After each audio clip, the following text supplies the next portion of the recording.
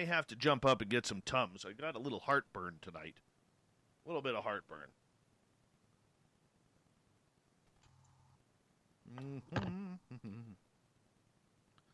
All right, we got 45 seconds before we're going to launch tonight's show, and it's going to be a gooder. It's going to be a gooder. I can already tell you guys. Gonna be a gooder.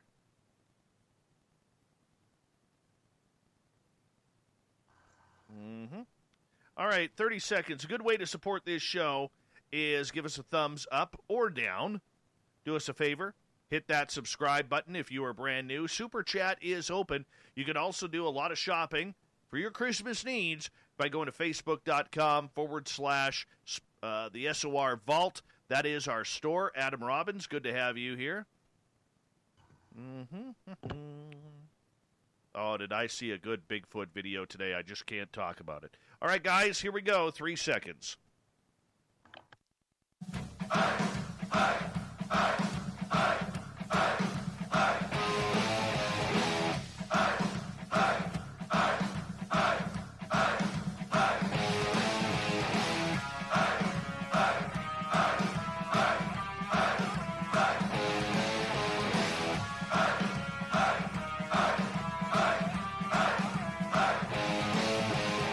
Mountains of central British Columbia to you listening around the world. This, my friends, is Spaced Out Radio. I am your host, Dave Scott, sitting in the captain's chair of SOR headquarters.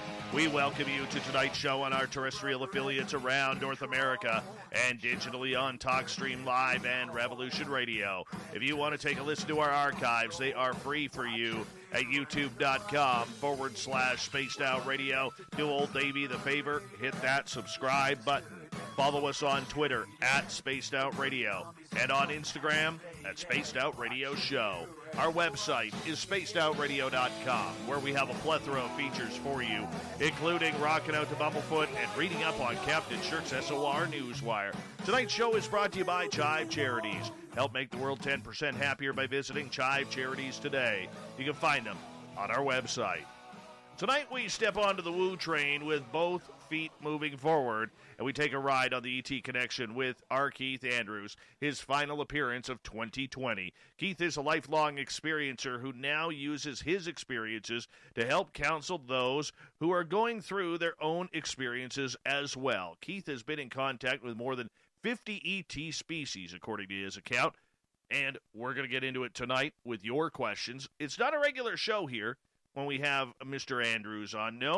No, what we like to do is we like to take your questions. We like to make sure that you have them in capital letters, so you have to be in one of our chat rooms or on Twitter at #SpacedOutRadio to do so. We are also joined by Nicole Sakach because Keith is actually sneaking out of work to do this for the first hour. So just in case he's got to go back to work, we got Nicole there to help cover for him because she's pretty smart as well around here, and we like having her here. All right, R. Keith, good to have you back for the final time of 2020, my friend. And great to be back. Your hair really appreciate the support from everybody.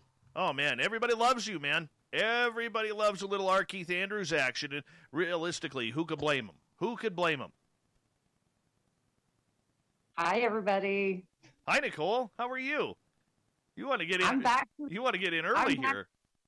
I am. I'm back for SOR round 2, so I got to just say hi to everybody. And thanks for tuning in again. You're making me And I'm excited. R. Keith launched his YouTube. I've been watching him for 2 weeks, and, I missed you guys last month. Yeah, you did. Absolutely. Now, Keith, for people who may be new to who you are, what's it like living a life of complete science fiction? That's a good way to put it, because I really don't know what it's like to live a normal life, if you will. The sad reality of it is the standard things that people go through and seem to take for granted do not add up well for me.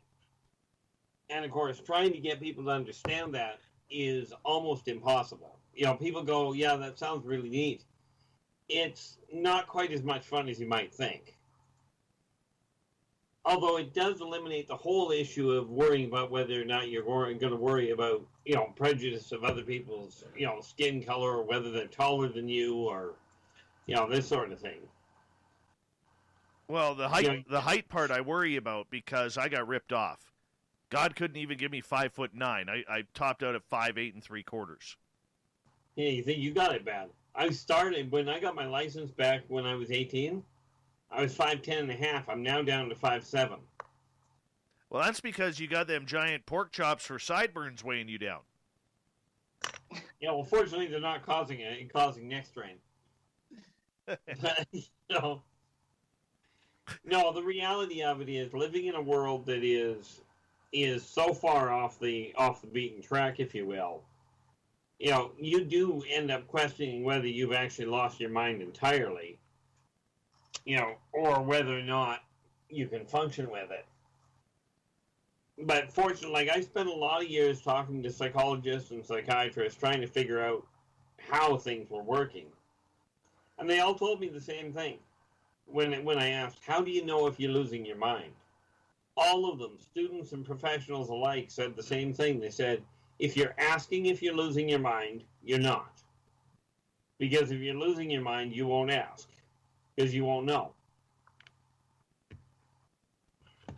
Nicole, I want to bring you in here because you are somebody who likes the real deep research side, but you're also a frequent flyer on the Woo train, or frequent rider on the Woo train as well, with your own personal experiences. When you see someone like Keith, who has so many stories out there that people absolutely love to critique, slam, insult, I mean, that's a lot of pressure on him as an experiencer yourself. How do you feel about hearing someone like Keith, who nobody will know what it's like to live in his shoes unless you do, and continually getting critiqued and criticized? Oh, well, I think if I had as much contact going on as Keith does, I don't think, honestly, I could be in the public eye. Maybe right now in these times we're in, but as far as, lifelong, and as far as I can tell, I think Keith has always been pretty open about sharing these experiences. So, I mean, to lay it all out there year after year after year and face the ridicule, I don't really know if I could take it on that end, because honestly, I've been very blessed with the way that I've come out and really spoken about my own experiences. I haven't been faced head on with that kind of ridicule. I mean, I'm sure there's been bad comments or things here and there that I haven't read, but nobody in a chat room has just attacked me for sharing what I have shared. And I just think that would be tough to kind of have to take those lumps to be able to speak your truth. But I think when it's important enough to you, that you do it. So, I mean, I always commend experiencers like Keith who have this kind of contact on a day-to-day basis, because honestly, I don't think the general public really realizes how personal contact is and that kind of journey it takes you on, let alone multiple experiences, on top of each other. So I understand what Keith means when he says, you question your sanity at times, but to have to do that over and over and over again, it would definitely weigh on you. I've only had to question my sanity twice, maybe 3 times. Yes, because when you get a pile of rocks left on your kitchen table, that's something to question your sanity about. That is for sure. Now, yeah, I really did. Now, Keith, I have to ask you, in regards to your own experiences that you've had a lot of strange ones, scary ones. Is there any type of encounter with any type of being out there that you would like to have a contact with or a conversation with that you haven't yet? That I haven't yet? That's an excellent question. I'm not entirely certain. I know there's a couple of planets I would love to go and take a look at, but it would be entertaining I was going to say to sit down and talk to the Nordics, but I've done that before. I'm not sure if there's one that I can think of offhand that I don't know, that I haven't talked to before, because most of the ones that I've talked to you guys about have been head on. They're ones that I've dealt with face to face. Okay. So when was your last face-to-face encounter? Pardon? When was your last face-to-face encounter? About 3 weeks ago. Okay, detail that for us. Well, they were having some interesting complications because they've got some new, what's the word I'm looking for? They've got a couple of new races that have come that have not been in the area. And they were trying to get a handle, the Central Command was trying to get a handle on them as far as how they were going to interact, or how best to get them to interact. Because they were pushing for landfall. Right. There's a couple of new vessels that have come into the area. And of course, the sad part is when the new ones get in, they usually don't check in with Central. They don't tend to check in with the consortium flagship right off the bat. Even though they know they're supposed to, it seems to be an issue of getting very excited about it. But the funniest part about it was when the Martokians, that was where I was supposed to go with that. There was a class excursion from quite literally. Now they call it Martok. We call it Mars. Okay, but they had a class field trip come because of what's going on here. Right. And some of the kids were, to say the least, a little bit excited about the idea of coming down and taking a look around. Well, you know how kids are. They don't take no for an answer very well. Very true. When you have contact like that, how do they contact you? Do you have a beacon on you that they come up to you and they're like, "Hey, we gotta sit with R Keith here, get our board the Woo train here"? Is that how it works?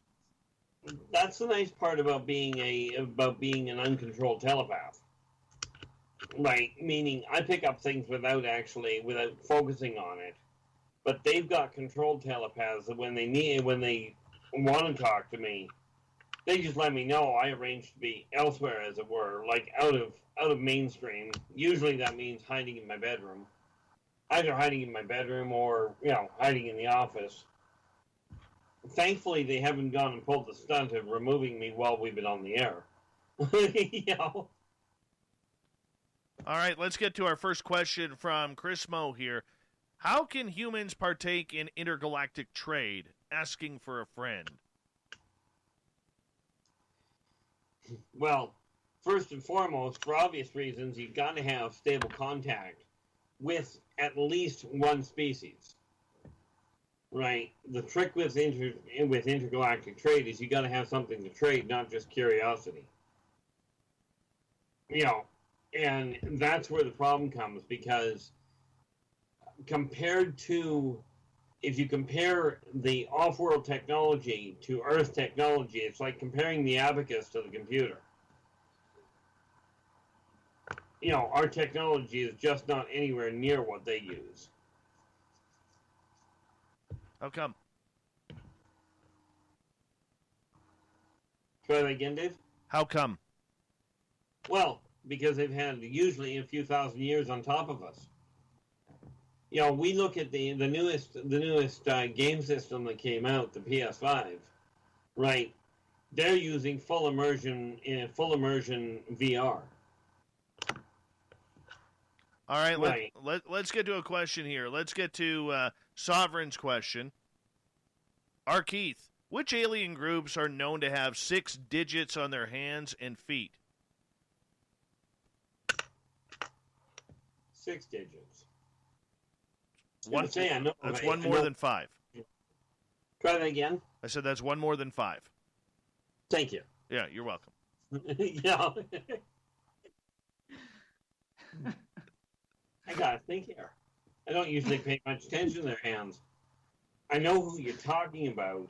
I'm just trying to remember what the heck they call themselves.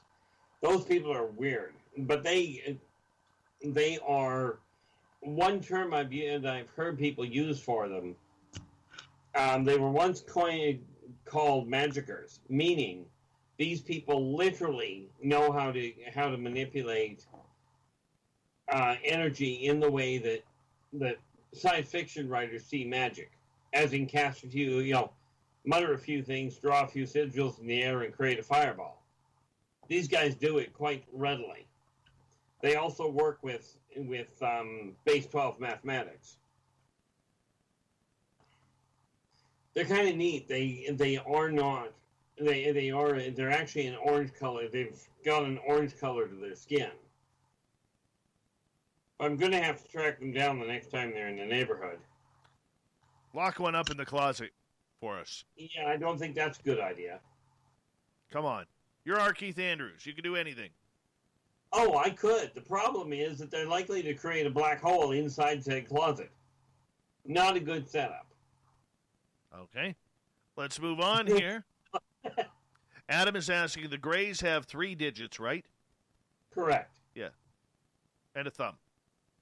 Yeah. Okay. We got that one out of the way right there. Roy Boy is asking, Keith, how do you know it's all aliens that you're seeing? Have you ever thought it could be a government agency doing an experiment like MK Ultra was done? Oh, number one, it's not all aliens. Number two, some of it is government.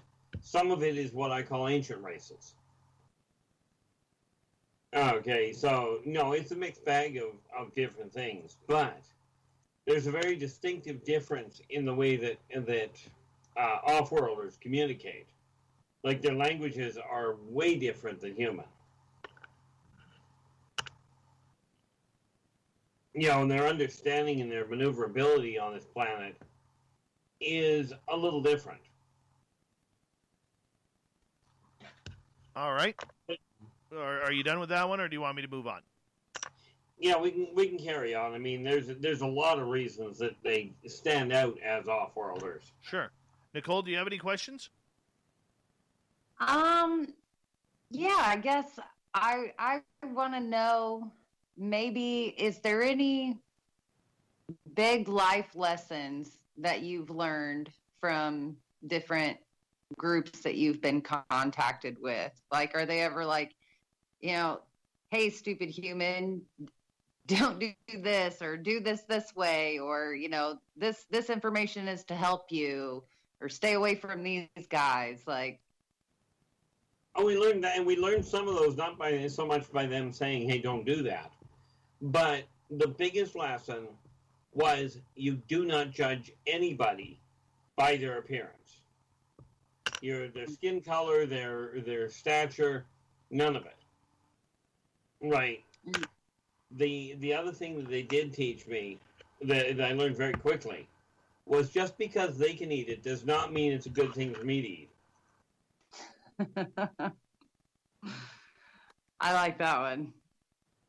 R. Keith Andrews and Nicole Sakach are here for the ET Connection tonight. Go ahead, Nicole.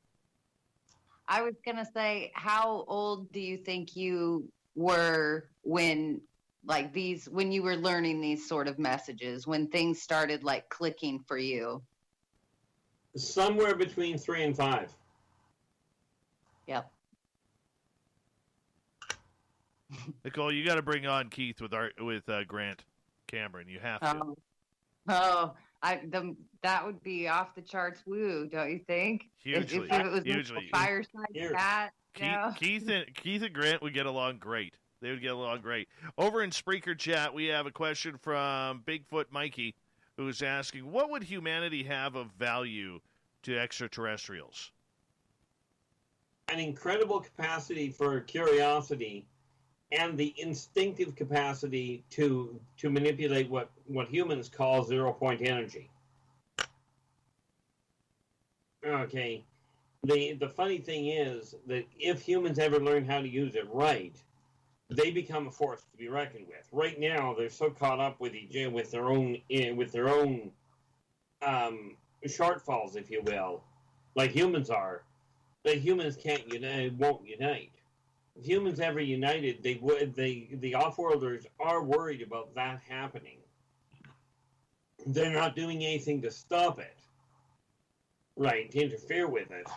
But the reality is, the moment mankind starts to realize that working together works better, they become a force to reckon with on the galactic plane. Makes sense. All right, let's move on in our chat room. Troy is asking, and hi, Troy, tonight. How are you? He is asking, do aliens have more than two genders, or are they similar to humans in that regard? No, there are a few that have actually three genders. As a matter of fact, I was just, and because I only just started documenting it, without looking it up, I'm going to have a problem. But there's one I was just working on.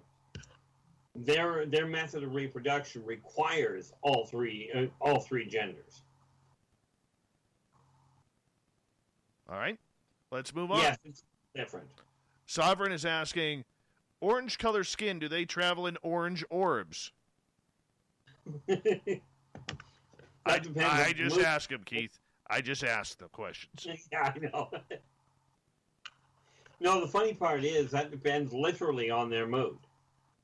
Because they do travel in a crystalline ship that literally is affected by the energy they're working with. But in answer to the question that's obviously going with that, you're looking at orbs that tend to be, on average, about 6 feet in diameter.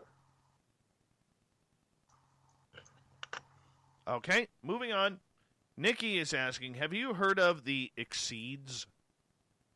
EXCEEDS? Yes, no? You're looking confused. I haven't heard it by that name, but many of the races I know, I don't know by the name that other people know them by. All right, we'll move on. Tammy is asking, are orbs alien craft of some sort? Sometimes, yes. Some are alien craft, some are literally the alien themselves, and some are probes. Some are probes. You don't want any alien probing, though. No. All right. Waylon is asking, Keith, what's your opinion on the Zetas? Thank you. I got no problem with them. They've got a heck of a sense of humor. And talk about chatterboxes when you get onto a subject they like. Fill me in. Well, if you catch the right one on any scientific topic, they will spend hours talking. Right? But if you think some humans can be sarcastic, these guys make humans pale in comparison. That's why when we ran into Carl, a couple of years back, that's why we were having such a hoot with him. I was just telling that story, believe it or not, yesterday to Nicole and Grant Cameron, as they're doing a bunch of part series on my stories and my weirdness, and they'll be on Nicole and Grant's YouTube channels. But, Nicole, I mean, we were just talking about Keith in regards to this. I was like, well, that's a synchronicity. It goes good. Yeah, I haven't spoken to Grant in, probably 5 years now. I ran into Grant back in, I think, 2013 or 2014, one of the two. Back at the Experience or Speak conference out in Portland, Maine. Yeah, he said it had been a few years since you guys had ran into each other, but Grant barely remembers anything or anybody that he runs into. So. Yes, this is very true. R Keith, Nicole, hold on. We're going to go to break here at the bottom of the hour on Spaced Out Radio. The ET Connection happens near the beginning of each month here on the Mighty SOR. We'll continue with your audience questions and more woo as the show goes on.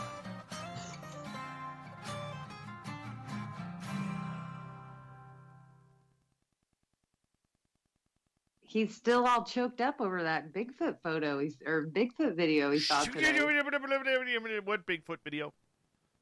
You said you saw an amazing one. I know, but I wasn't supposed to. Oh.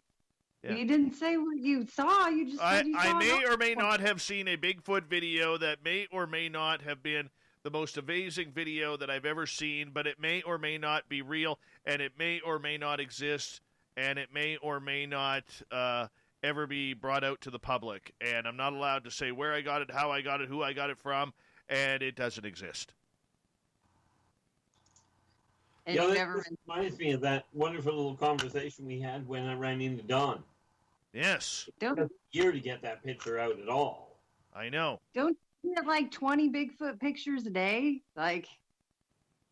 Hey, thank you to Adam Robbins for the super chat. Hey, Keith, I was trying to intimidate, do that sound for Nicole of Carl. That. You're doing that with the tongue. It's actually got. I don't know if it'll come through or not. This is what it sounded like. If he does it, this is what it sounded like. That's it. I don't think you can hear it. Yeah, we could hear it. Can you do it again? It's not done with the tongue. Well, it's done where it's formed is at the base of the throat. Yes. Yeah. I could get that. Hey, Fabster. Hey, Princess Denali. The Jim Christie is here. The Jim Christie. Jack. Speaking of Mayhoff. Video. What's that? Mehoff. Keith, did you see the big photo that was released yesterday? That was floating all around the internet and of the. It was out of a cell phone picture out of a F-18. Yeah, that single ship that was out there. Have you recognized that ship? Recognize it, yes, but it's not. It's one of the new people. It almost looks like a gray. It almost looks like it belongs to one of the Greys, but it would be a more modernized version, if you will. You don't think it's a Mylar balloon of a Batman balloon? No. Because it looks like one. Hey, Nicole, can you do me a favor? Can you bring that picture up on Skype for Keith to see it?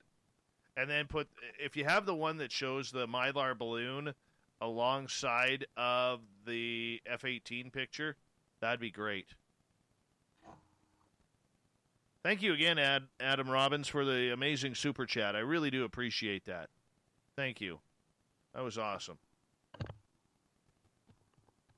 I might not have the Mylar balloon. Okay, Kaylee's here, everyone. The gorgeous and talented Kaylee is here. Look at her. Oh, look who's here, everyone. How could we be remiss, okay? How could we be remiss in not reminding you that Cable Guy Matt is here, which means that when you go to our store, the SOR Vault, and you go to facebook.com/Spaced Out Radio, that you can get a free piece of autographed coaxial cable, courtesy of Cable Guy Matt. Remember, you cannot buy these in stores. Limit one per purchase. They're all autographed by Cable Guy Matt. You want these. These are free for you when you buy a shirt. Yes, they are free for you. So make sure you go to facebook.com/the SOR Vault. Get your T-shirt. We're getting you some stickers, too. I'm going to give away some stickers, too. And you get a free piece of coaxial cable, courtesy of Cable Guy Matt. Hey, Michael Boyle, how you doing? How's your balloon knots? That came out totally wrong. Surf Jer, yep. Another veteran. Surf Jer is here, everyone. We love our veterans around here. Keith, there's the Batman blue. Yeah, I was just thinking, that is not Mylar. That's Mobius. All right. Well, we'll get into that when we get Nicole. I'll let you get to that when we come back. Okay. Okay. Yeah. Yeah. I didn't know if you wanted to do that for terrestrial or YouTube or both or. You know, Well, we're kind of doing both as it is, because that's kind of what we do here. I know. It's so highly controversial right now. I didn't know if you wanted to drag Keith into this. Bring it in. Bring it in. It's R Keith, man. Virgil, how you doing, man? Good to have you here. If you can't have a little R Keith Andrews, what can you have on this planet? You know, honestly, what can you have? All right. Thank you to everybody who's given us a thumbs up so far. We're going to be back here in about 5 seconds. Hold on, guys.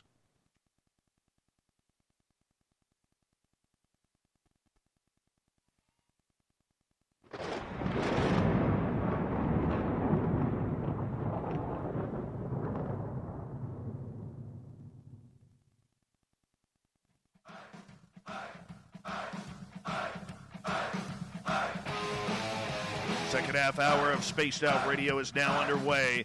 My name is Dave Scott. Thank you so much for taking the time to join us. Really do appreciate it. Want to remind you that if you miss portions of this show or others, check out our free archives by going to youtube.com/Spaced Out Radio. Do me the favor, hit that subscribe button. Our website, spacedoutradio.com, where we have a plethora of features for you, including rocking out to Bumblefoot and reading up on Captain Shirk's SOR Newswire. Follow us on Twitter @Spaced Out Radio and on Instagram @Spaced Out Radio Show. We continue on with the ET Connections and RT. What the heck is your name? R Keith Andrews. There he is. And our special guest, Nicole Sakach. Nicole, you wanted to stir up the woo a little bit here because I'm such a nice guy. I don't do that kind of stuff. But you do. You wanted to get into Keith's opinion of the UFO picture that was brought out yesterday. Yeah, because, that's what this show's about. We ask Keith questions, and he has all the answers for us. So, previous shows we've discussed certain types of ships, and if Keith knows this shape and who drives it or who pilots it or if it's grown on what planet and different things. So, yeah, I asked the question if he saw the photo, and so we dropped him into the chat. So, Keith, have you seen this kind of craft before? Yeah, that craft is a Mobian cruiser. And give us Mobians. Mobians, they are on a planet. Their planet is literally in the same orbit as Earth, but on the far side of the sun. You will never see it from Earth. What do these guys usually do, and how do they interact when they're visiting us here? You wouldn't know a Mobian from a human, aside from their little off-kilter where it comes to knowing the social idiosyncrasies. See, Mobians are humans. But about 30,000 years ago, they colonized Mobius. Aha. So now when they come back, it's kind of like going back to the Old West. A long way back to the Old West. I could see that. Okay, so what makes you say that's a Mobian ship and not a Mylar balloon? Because the energy pattern is all wrong on it. Fill us in. We got a public to describe that to. Sorry. Why you ask? The thing is, I see energy fields around objects. And when something's got a power source, which that thing does, it's not a Mylar balloon. That's the easiest way to put it. If you look at an object, if you've ever looked at an object in the heat, you can see the heat waves coming off of a metal object or off the concrete. All vehicles, all living organisms have an energy force. They have that kind of a field. And in my case, my eyes just work that way where I can see it. So, of course, and that's why I looked at it. The shape is right to start with. I mean, the first time I spotted one of those, I was downtown Kelowna, right, which is where I live. Well, I don't live in downtown, but anyway, I was on a deck. I called the chap up, and I said, "Can I borrow your eyes for a minute?" And he looked at me really funny. I said, and so I showed him my glasses. I said, "Well, obviously mine don't work well." So I pointed up into the sky above the deck we were sitting on. And I says, "What's that?" And it was a ship that looked almost identical to that one, only the one I saw was a lot clearer. Right? And the guy looks at it and goes, well, it's not a hot air balloon. It's not an ultralight. It's not a light aircraft. It's not a parachute. It's not a paraglider. He lists off like 3 or 4 other things. I says, great. So what is it? He says, I don't know. Meanwhile, this thing is turning in position, just spinning around very slowly, much like a Hawker Siddeley turns. But that picture has a very definitive energy field to it, which kind of eliminates the idea of Mylar. In human lingo, would you classify that as a triangle craft? No. Okay. And then a follow-up to that, you said you could see the energy field. And when I look at that, I mean, I guess I was following the triangle line of thinking, like when people describe the different points of a triangle having the energy source, or sometimes the energy source being in the center. Now, when you look at that picture and see an energy field emanating from it, is, with my human eyes, is that like the darker part I see? Let me just gonna blow that picture up again. Where is it? There it is. Because you do see what almost looks like an emblem or something on that face that's facing us, Yeah. No, I see what you're talking about, the 2 little dark spots at the back, and then what looks almost like a happy face. Uh-huh.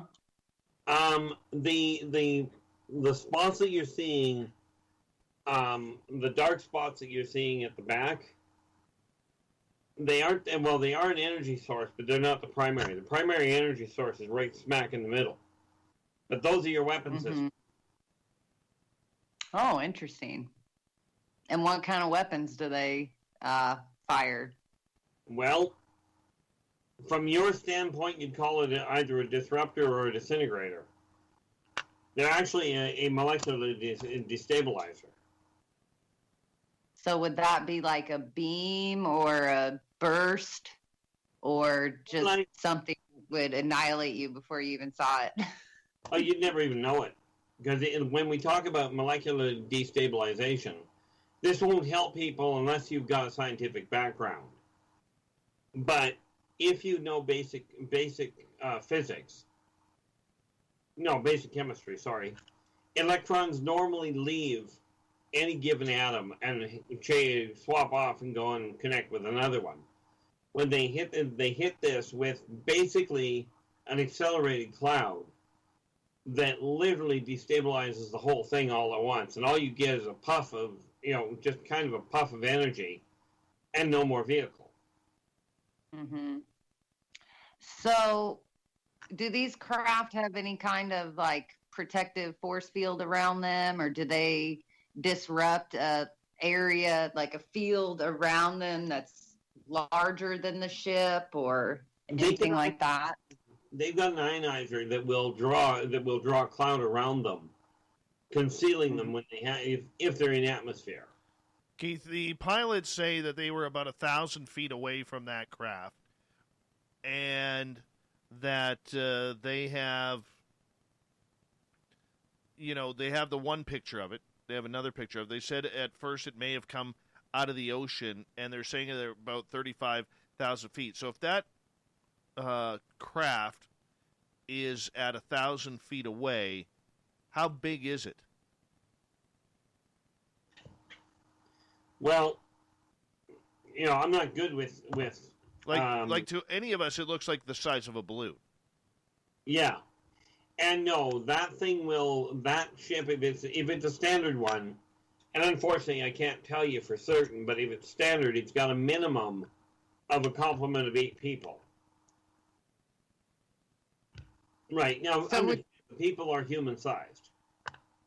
Right. Would you say that ship is in like a threatening position, or is it exhibiting anything to where it is doing anything except just hanging out there? Is it aggressive in any way to you?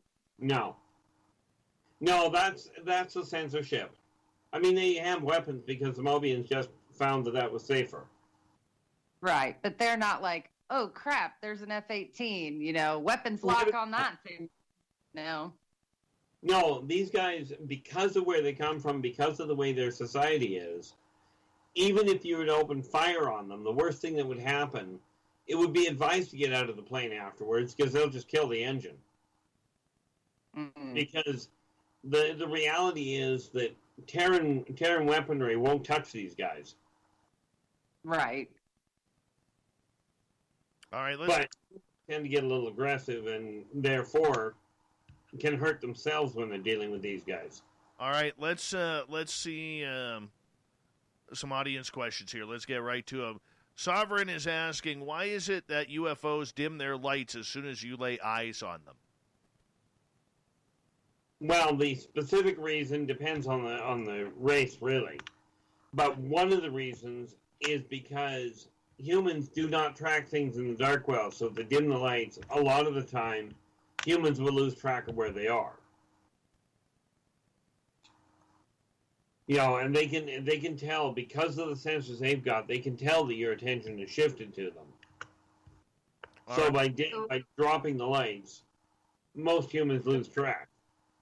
What do they think of all these humans that are like pointing lasers and flashlights at them, like blink, blink, blink, try to talk back to me? And what are they thinking when they flare back up and do these light shows for people? Well, in all fairness, they look at it much like humans will look at cats with a laser pointer. So they're like, what are those guys doing? Here, let's flash back at them. They know exactly what they're doing, and some of them will play with people as far as entertain them on that line. Yeah, that's a story Grant just told today about Charlie Red Star that I hadn't realized before. He, was out with the kids that he was taking to show these things to. They were like grounders that sometimes they were in the air, but a lot of times they were like right there off the ground, and they could flash lights at them. Nicole, and then they would flare up or light up. Nicole, your Skype is breaking up.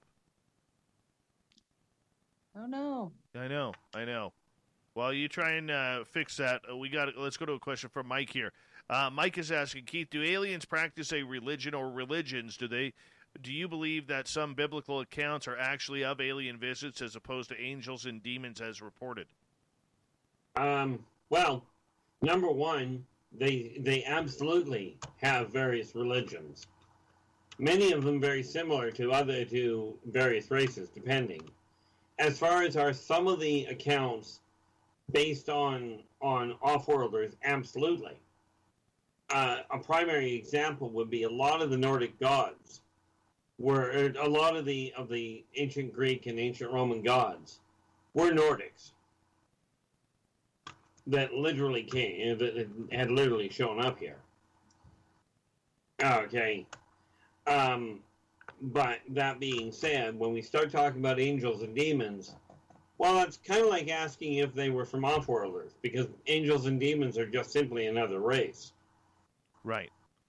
Well, more than another two races. All right. Jack is asking, would you consider the tall whites Vulcan-like in personality? In a lot of ways, yes. All right.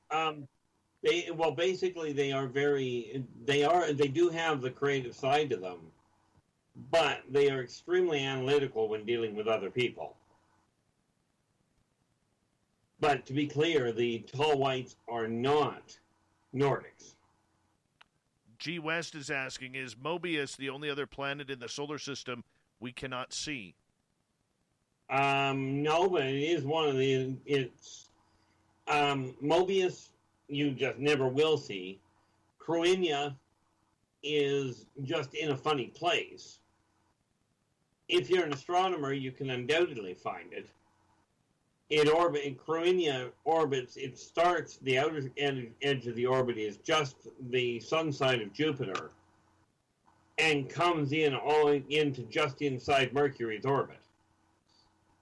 Okay, but it comes in on a 30-degree angle on the galactic plane. And then you've got Vulcan, which is inside the sun's photosphere.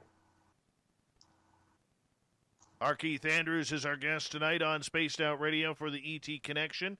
We're also joined by Nicole Sakach as special guest. Jack is asking another question here, Keith. How many humans are living on some of these ET planets? I have no idea. I think you could use the word lots. Yeah, I could have. It's funny when scientists say, "Oh, we're just getting like." I noticed the other day somewhere I read that Elon Musk says they'll have humans on Mars within the next 5 years. Well, they will. I mean, they're already there, and I can't see them leaving. All right. Go ahead, Nicole. Oh, I was going to say I came across an interesting article, and I've seen it before, and we talk about the possibility of life or alien life being on, is it Saturn's moon, Titan? Yep. Titan. Do we have aliens on Titan? No, we're the aliens on Titan. Right. But I mean, I guess they're saying there's the possibility of life, or that humans could survive on Titan. So if we go and try to colonize Titan, are we going to find non-human aliens? I mean, technically you could live there, yes. At this stage, I wouldn't necessarily recommend it because the amenities are a little lacking. But from an atmospheric standpoint, you could certainly live there. They've got a research station set up there already, like mankind does. All right. Next question. And this one comes from Troy. If I ever come in close contact with an alien, do I look them in the eye to show them strength, or should I look down and away? Now, here comes the complication. That depends on which alien. Okay, because there are, like, for instance, if you take a look at a Tormanon, you look him dead in the eye, he's likely to take your arm off and beat you with it. Because he will take you to the challenge and you're not up to it. Right. On the other hand, if you take a look at which ones are the little guys here, if you look at, I'm trying to remember what the heck the name was. There we go, the Zotar. You meet the Zotar, you want to look them dead in the eye. In order to do it properly, you need to lay down on your belly. Because they're only 6 inches tall to start with. But it is, for them, it will, if you get down so you can look them eye to eye, you will make good headway on the social scale with them. Sovereign wants to know, Keith, do you know which cryptid groups create megalithic constructions like rock stacks, dolmens, etc.? Well, I know that the Wara do, but they do that more from a standpoint of, let's see if we can confuse somebody. Depending on where they are, the rock stacks more often than not. I mean, I know for an absolute certainty the Sasquatch does, but the I was going to say Quadlin, they do not. Sorry about that. Oh, the Quatwa, which are an aquatic group, they will set up rock stacks at the edge of a lake or of an ocean. To mark where it's safe to come on board, where it's safe to come up on shore. Mind you, in their case, they're usually low slung. Continuing on with the audience questions, Bob wants to know, is it true that aliens like strawberry-flavored gummy bears? I don't know about gummy bears, but I do know that Martokians love ice cream. Do they stop at the Dairy Queen drive-thru before? That was where he came in. The one I met the first one I met directly came into Dairy Queen. That's a heck of a long haul. Okay. You got to explain aliens at the Dairy Queen, man. Well, at the time, I was an assistant manager there. And this guy walks in, and he had to duck to come in through the front door, which caught my attention in the first place. I mean, it's a standard door, so, I mean, you're only looking at a 6-foot door or something to that effect. Right? But he had to duck to come in. And the first thing I noticed was he was an interesting green color. You know, Martokians, you know, they say Martians are little green men. They're green, but they're by no means little. But the really weird part about it, as far as his gait went, was he's got reverse knees. Right. But do they ever like their ice cream? What flavor? Well, in his case, I think he actually went after chocolate.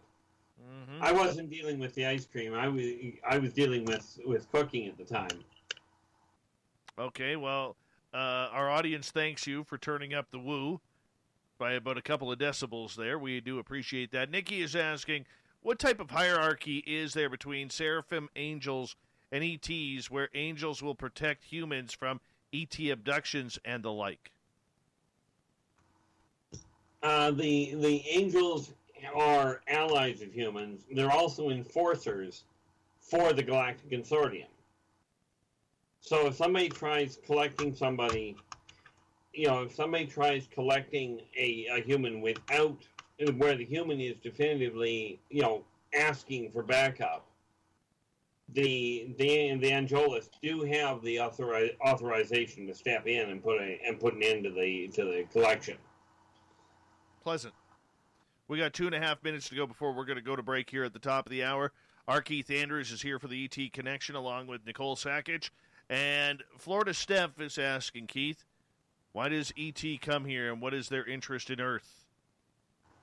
Well, the short answer would be the database in the Triple Helix. Earth is essentially the Library of Alexandria on the galactic scale. You know, so that's the short answer. I mean, there's a whole lot of various reasons inside that. You know, some are for research, some are simply for study. Like, the Martokians come here from a class standpoint. You know, it's kind of like hands-on for paleontology. Or in this case, xenosociology. Okay. All right. Nicole? We got 1 minute. We got just over a minute.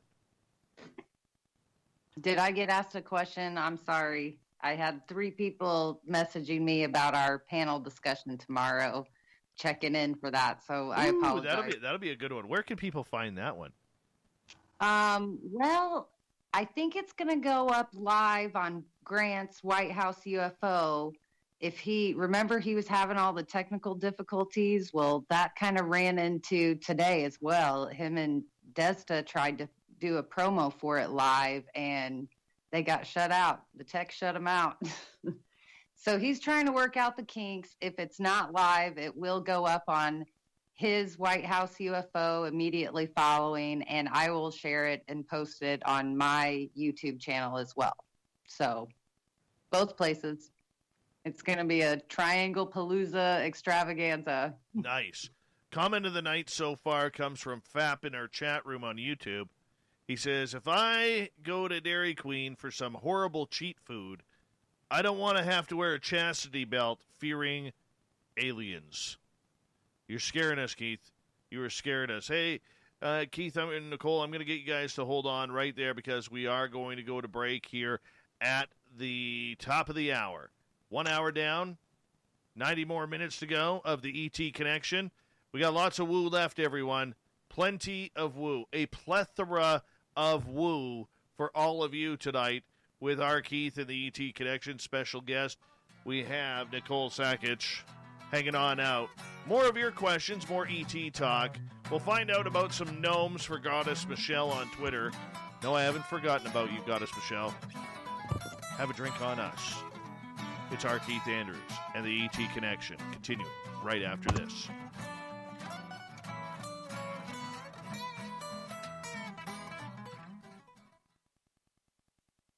Okay, guys, you chat away. I'm going to be just taking my dogs outside. Hey, Brian Smith. Hey, Poulet de Bleu. So, Keith, just to touch back a little bit on how we were saying, you were telling a little bit of the Carl story, and Dave was just telling Grant and I about it yesterday. And he talked about how you guys were on the phone right after he had seen Carl in the window, and you described like where Dave's house was and like a hill between his house and the neighbor's house, and you knew where Carl's craft was. How did you pick up on that? Can you explain do images come to you? Oh. But no, I got to take that because I'm logging out, so I'll be right back. Take it. It's going to be the Nicole show. Hello. Hi, everybody at YouTube. I didn't get to say my personal highs because when I type and try to listen and be on the show at the same time, my brain can't do it sometimes, so it's just late.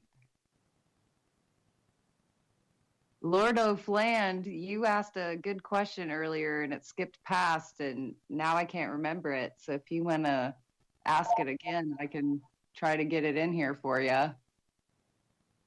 Hey, we got Science Bob in the chat. Whoop, whoop. Okay, my apologies. That was work trying to call on to log me out. I'm now off shift. Anyway, sorry about that. How I knew where it was is because I'm also an astral traveler. Okay. And when I put my mind to it, I'm also a remote viewer. So Dave says, Carl was at my window. I'm now outside. I don't see him anywhere. And astral project there? Ultimately, yes. See, my senses basically go a whole lot in a lot of different directions that most people don't. Mm-hmm. Not the least of which is looking through somebody else's eyes. I've heard that described a number of times. Confuse the heck out of people. It gives you a perfect vantage point of when you're trying to see where something is relating to somebody else. Yeah, I have a friend that describes that as going behind their eyes, is how he puts it. It's a good way to describe it. Would somebody feel that? If they were hypersensitive, the answer is yes. What do you think that would feel like to somebody? Tingly.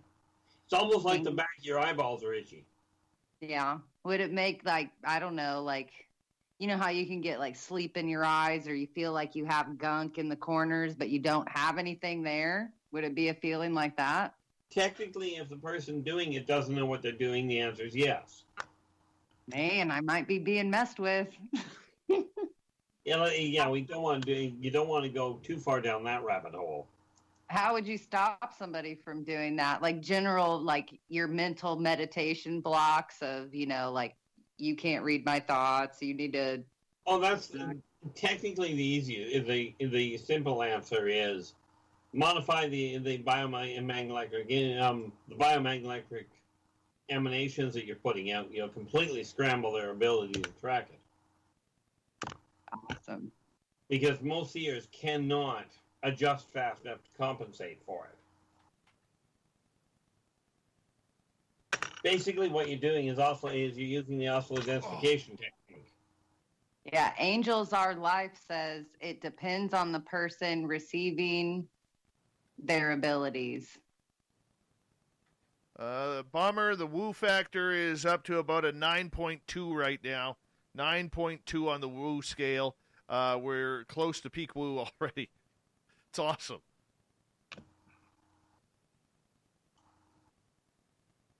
All right. Here we go.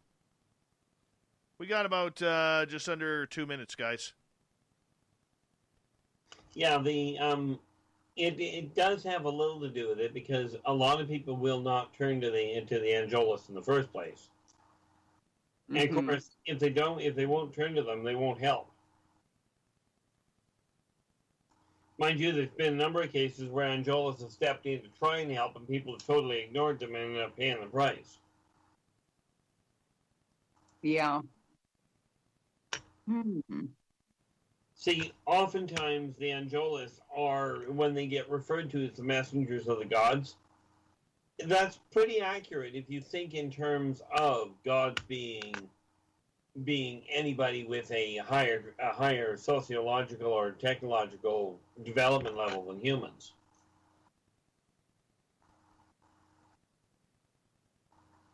All right, less than a minute here, guys.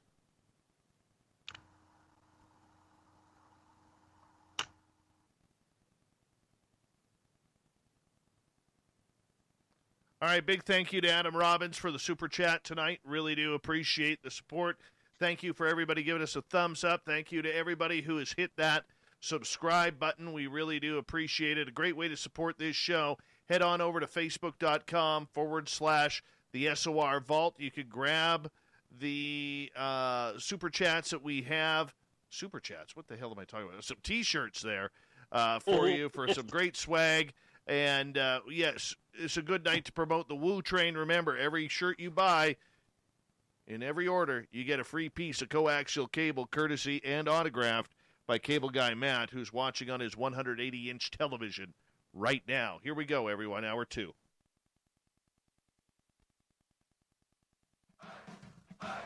You're listening to Spaced Out Radio with Dave Scott. Follow Dave on Twitter @Spaced Out Radio. And on Facebook, Spaced Out Radio Show. Hour number 2 of Spaced Out Radio is now kicking off. I am your host, Dave Scott. Thank you so much for taking the time to join us tonight. We want to welcome back everyone listening in on our terrestrial affiliates around North America, as well as digitally on TalkStream Live, Revolution Radio, and KPNL. Remember, you can check out all of our archives for free by going to youtube.com/Spaced Out Radio. Just do old Davey the favor. Hit that subscribe button. The Desert Clam has set the password for tonight in the SOR Space Travelers Club. Flunnery.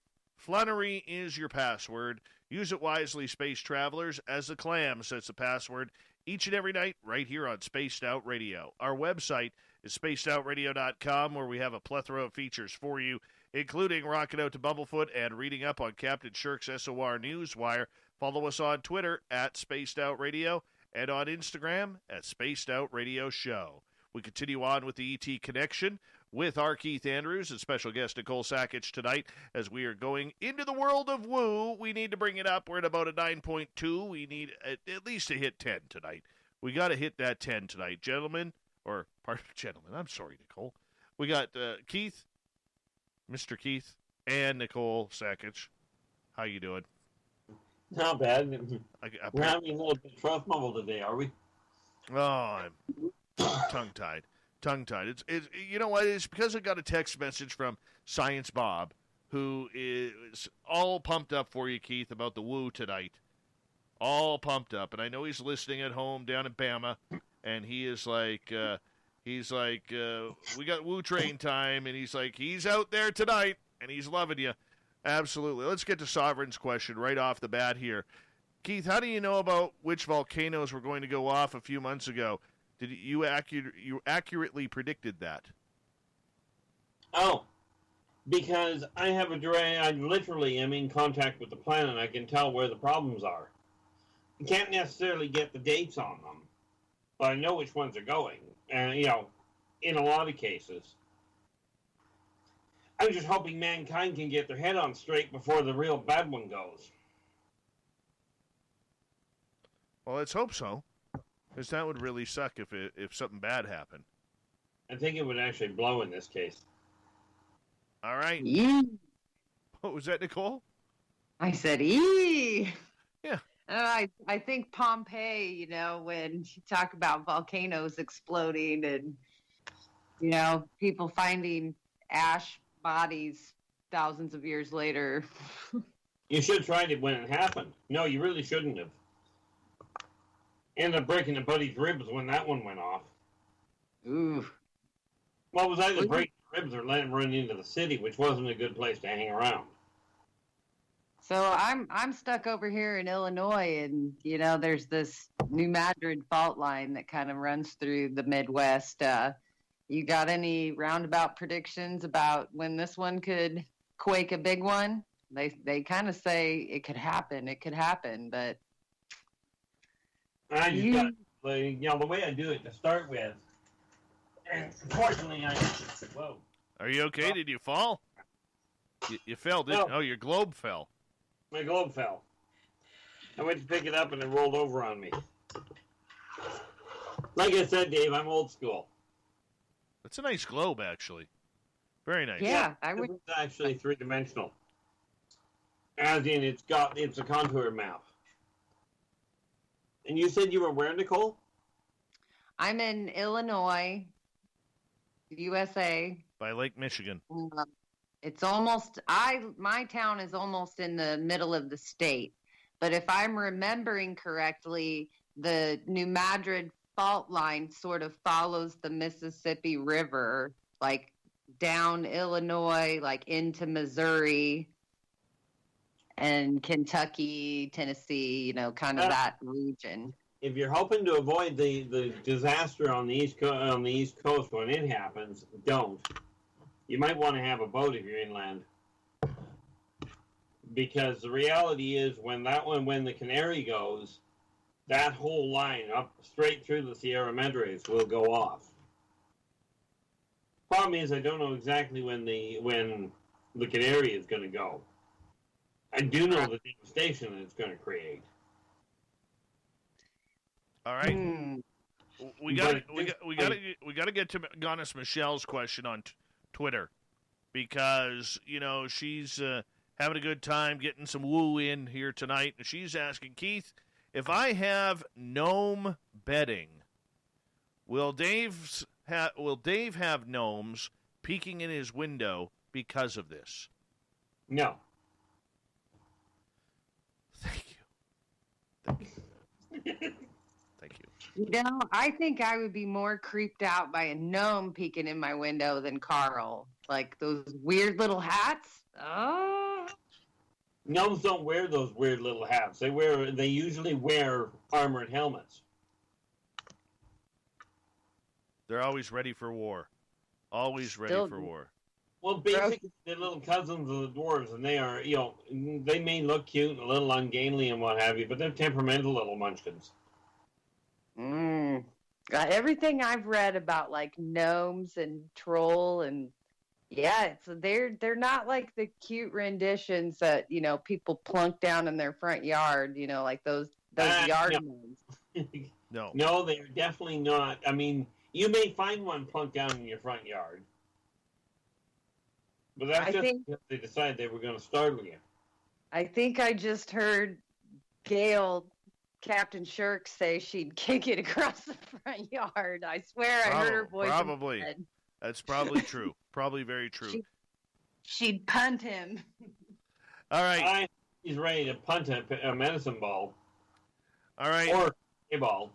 Let's move on here. Corrins is asking, Keith, is there any fear from your beautiful girlfriend concerning being taken while she is with you? Fortunately, not that we've come across yet. In other words, considering we haven't actually physically been in the same location yet, right, due to this whole fiasco we're dealing with, we haven't had to deal with that particular problem, but she hasn't voiced any concern around it. She's voiced a lot of interest in meeting some of my friends that are up high. Very nice.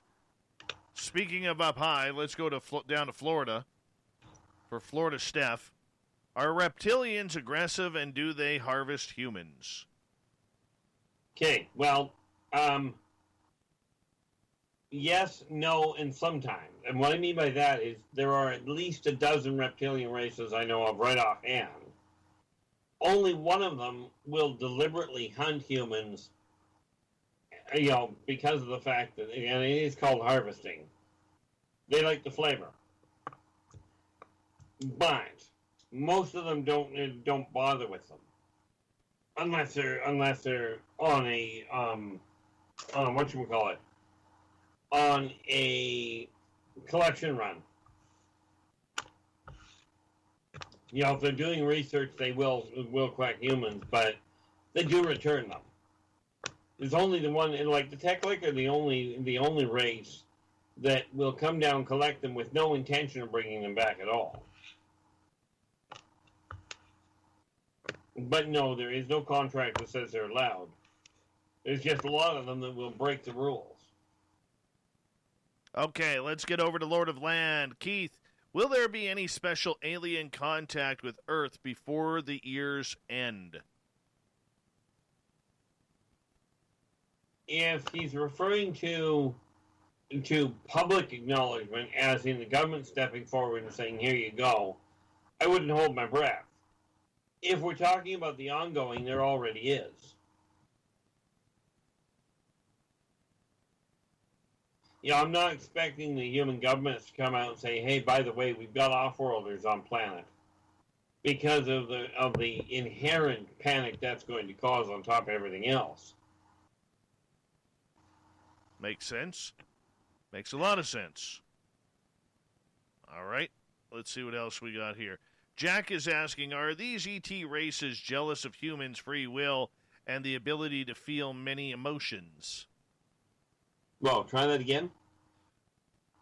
Are these ET races that are coming here jealous of humans' free will and the ability to feel many emotions? Jealous of? Not exactly. Envious of? Certainly. Because most of them just don't have that array of emotions. And the ones that do don't know how to handle most of them. But would they like to be able to handle them? The answer is yes. All right. Greg is asking, are there any off-world wow, tongue twister. Are there any off-worlders robots here? Undoubtedly. Off-worlders have robots just like humans have robots. Only theirs are a little more advanced. But before somebody goes down the wrong road here, no, they do not have, and to the best of my knowledge, they do not have combat droids on the planet. Okay, one final question before we get to Nicole's comment or question. Oh, I wanted Brian Smith's question. Well, you can have that. I'm going with Fap here, who says, am I safe to go to Jack in the Box? Please tell me there's no aliens there. Well, considering I've never been to Jack in the Box, is it safe to go there? That depends on what you think of their food. As far as the off-worlders go, they don't tend to take people out of the middle of a daytime fast food joint. Nicole. Brian's asking, and honestly, I haven't heard this statement by Chris Bledsoe, so it kind of got me excited. It says, what does Keith think about the aliens telling Chris Bledsoe that they're going to make themselves so visible that the government won't be able to hide them anymore? Well, it would be interesting. Have I been told that? No. Because the biggest difference there, and I won't say he hasn't been told that. I'm not about to go there because I wasn't there to find out. But from what I've gathered from the consortium, they are trying not to totally disrupt society. And that would absolutely decimate the stability of society for what it is right now. I mean, if you think this is chaos right now, see what happens when that occurs.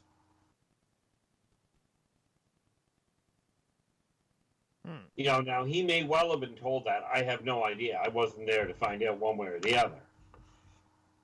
But I do know the outcome of that kind of a maneuver. And whichever race actually pulls that one off, you can bet is going to be extricated from the consortium. And that's not a good setup. Not for the race doing it. Because forced expulsion from the consortium would result in their primary planet and the planet of their secondary government being wiped off of the map. And they don't go in and do, oh, we'll only take out military or we'll only take out political. They wipe out the entire planet. New York Anthony is asking, Keith, why are you convinced that a massive reveal would lead to overwhelming panic? Because people get panicky, like humans get panicky when they get put in with different colored humans. Picture what's going to happen if you end up with an octopod, an amoebic, and a reptilian walking down the street in full battle gear, which is what they usually wear. I think it goes beyond that. I agree with you at 50% of that, because we have a disease out there that 99.7% will survive, and we're rating for toilet paper instead of hand cleaner, masks, solvent to clean our hands with. You know, we don't disinfect anything. Yeah. Just my opinion. Could be wrong. Well, it's like I tell people, you know, and I've had to tell people before. Everything I say is literally my opinion. I've got no clinical research to back it up. Kay Kaylee is asking, Keith, can you confirm that off-worlders are at Walmart? I swear I saw one. They looked a little crazy the other day. The answer is no, considering I haven't been to Walmart in months. Actually, I haven't been to Walmart since before COVID. So, can I confirm? No, but can I extrapolate and say it's a good bet? Yeah.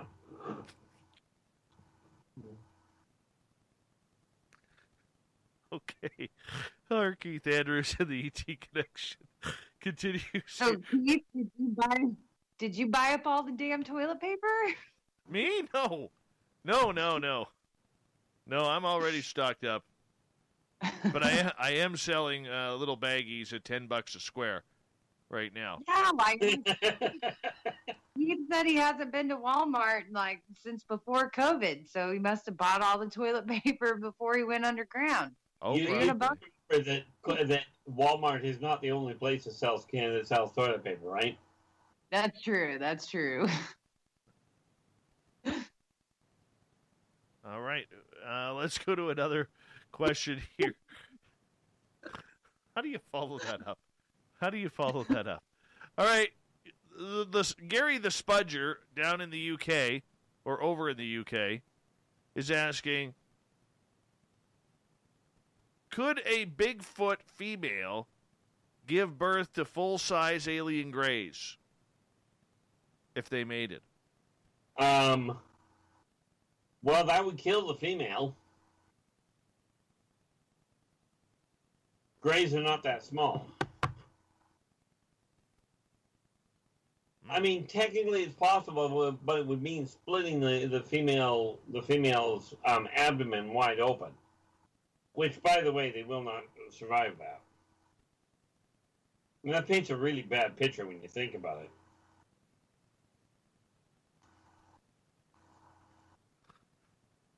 Oh, I can see Science Bob right now. What the hell is he talking about? Anyways, R. Keith Andrews is here on Spaced Out Radio, and we are continuing with audience questions tonight.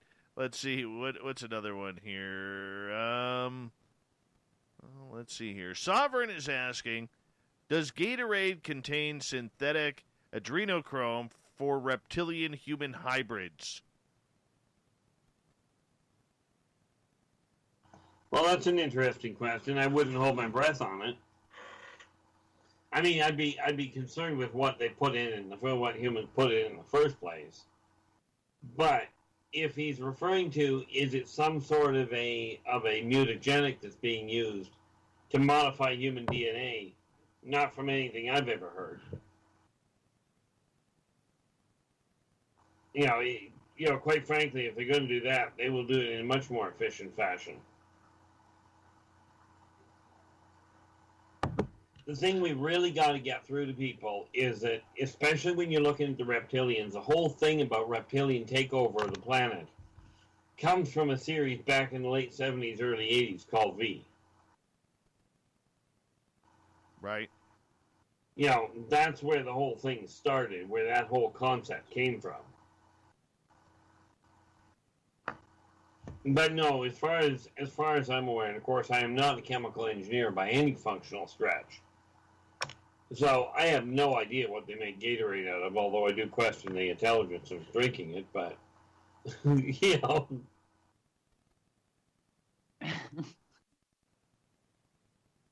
All right, let's move on here. See if we got another question. Jack is asking, is there any races that plan on permanently disabling Earth's nuclear capabilities? No. The reason for that is nuclear power generation is a necessary step for humans to get it under control before they jump to fusion. So will they likely step in and disable if mankind tries to go to a global nuclear war again? The answer is yeah, they'd shut them down at that point, but not the ability to create nuclear. Because the nuclear power generation is a necessary societal evolution. Or more to the point, technological evolution. Wow. I got a question about reptilians. Sure. Brian's been... We got 3 minutes. Okay. I want to know, a long time ago, a while ago, I just flat out never believed any reptilian story. I thought it was completely based off, I've seen in the chat, like 1983 V, and then the reboot of it that I think was in the late 90s. But I now kind of believe enough people that they have encountered reptilians. They can give you sketches of them. They'll tell you about the encounter. I'm a little fascinated by it. Do they really run around in like human skin suits? Not even close. All right. Not even close. Really hard to get a human skin to actually fit a reptilian configuration. Right. So they kind of pop up like, the Greys do. It's kind of like they're here and then they're not, or... Well, some of them are chameleonic in nature. In other words, they can fade into their background.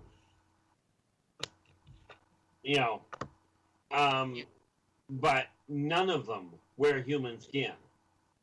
There's a couple of sick ones, if you will. It's just like some humans are a little twisted. Some reptilians are a little twisted. But it is not a cultural trait.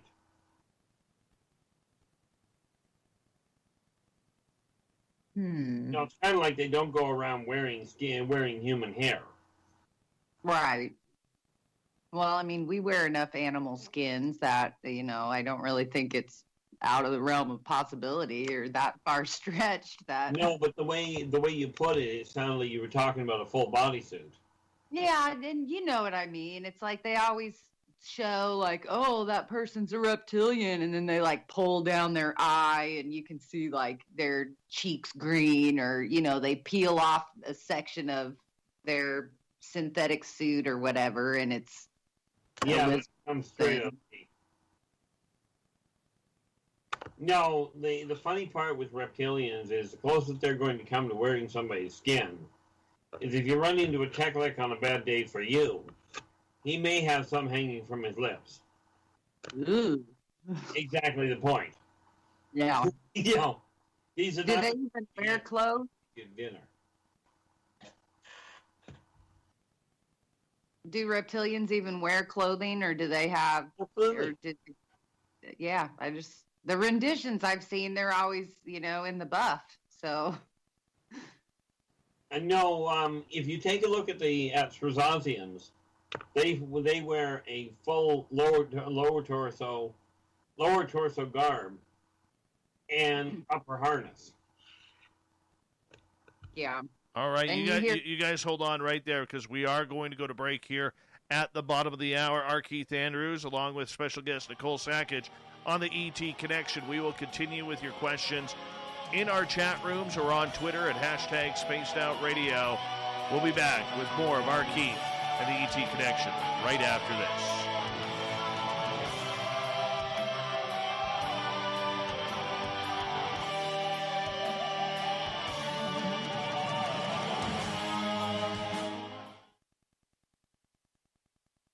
All right, guys, we're clear. Okay.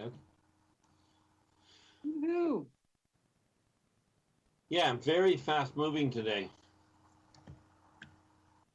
The chat's moving fast, too. I know. Hey, I want to remind our chatters in the YouTube chat room, if you don't mind, please put your questions in capital letters so I can see them. Now, it's great to ask woo-filled questions, but let's keep it on topic. All right? Let's keep it on topic if you don't mind. Thank you. Come on, Keith. Lift up the hair. Let's see the sideburns. What? Look at that pork chop. Beautiful. Beautiful. Make you feel better? I'm happy about that. Yeah, it's funny. I was telling my other half that the other day. Well, when we first got together, I told her, yeah, the hair, I don't care. If we end up getting it cut from her standpoint, that's fine. But the sideburns are staying. Like, that's just the way that goes.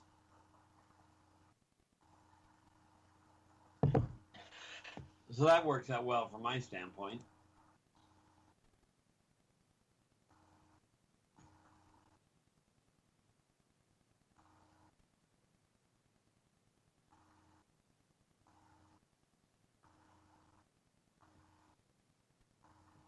And we have dead silence. I'm just watching everything here. Ah.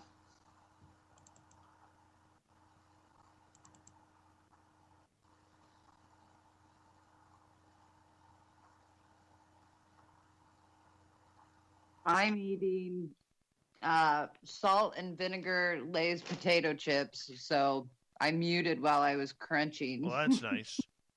I know. I nice. didn't think you'd want me to. There are people out there that like to, listen to stuff like that, but that's not this kind of show. I'm not one of them. You know?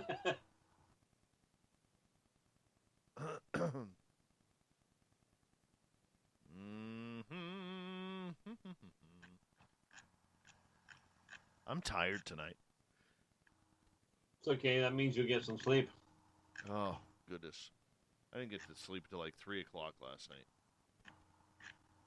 And that after panel party where we talked for about an hour after we shut down YouTube, didn't we? Yeah, too bad YouTube folded on me there. My computer went a little weird. It's the phenomenon. Your tech was screwing up. Grant's tech was screwing up. My internet just dropped in and out, and I had to reboot for this show. I don't know. The triangle panel tomorrow could be set up. I gotta ask, what is a triangle panel? Grant and I are gathering up witnesses to triangle crafts. Ah, okay. Yeah.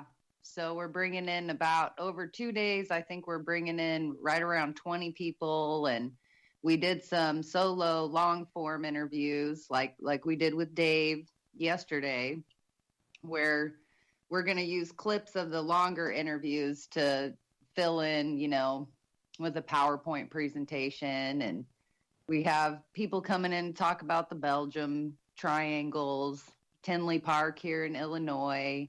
We interviewed the Phoenix Lights case, and it's going to be great. And then just some witnesses who have seen these things, but, maybe haven't written a book.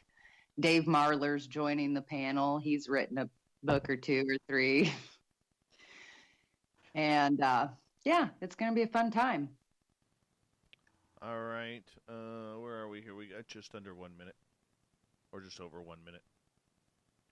Melinda Leslie actually gave us a testimony of being on board a triangle craft.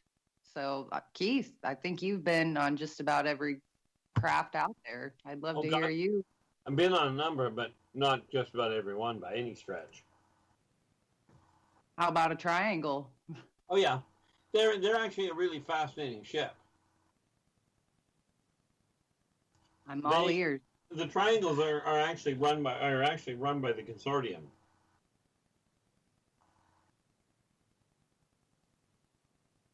They're not the only ones the consortium runs, but They are their standard scouts. All right, I think I got the questions lined up here. Let me just... Right there. Are there human-made triangles Yeah. and off-worlders? Yep. And are they the TR3B? Yep. Okay, guys, hold on.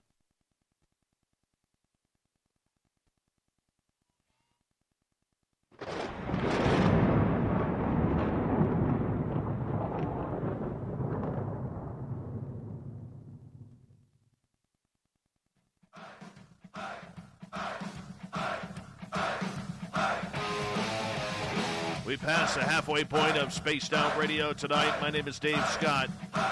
Thank you all for tuning us in tonight. We really do appreciate all of your time. We want to remind you that if you've missed portions of this show or others, check out our free archives by going to youtube.com/Spaced Out Radio. Do me the favor, hit that subscribe button. Our website is spacedoutradio.com, where we have a plethora of features for you, including rocking out to Bumblefoot and reading up on Captain Shirk's SOR Newswire. Follow us on Twitter at Spaced Out Radio and on Instagram at Spaced Out Radio Show.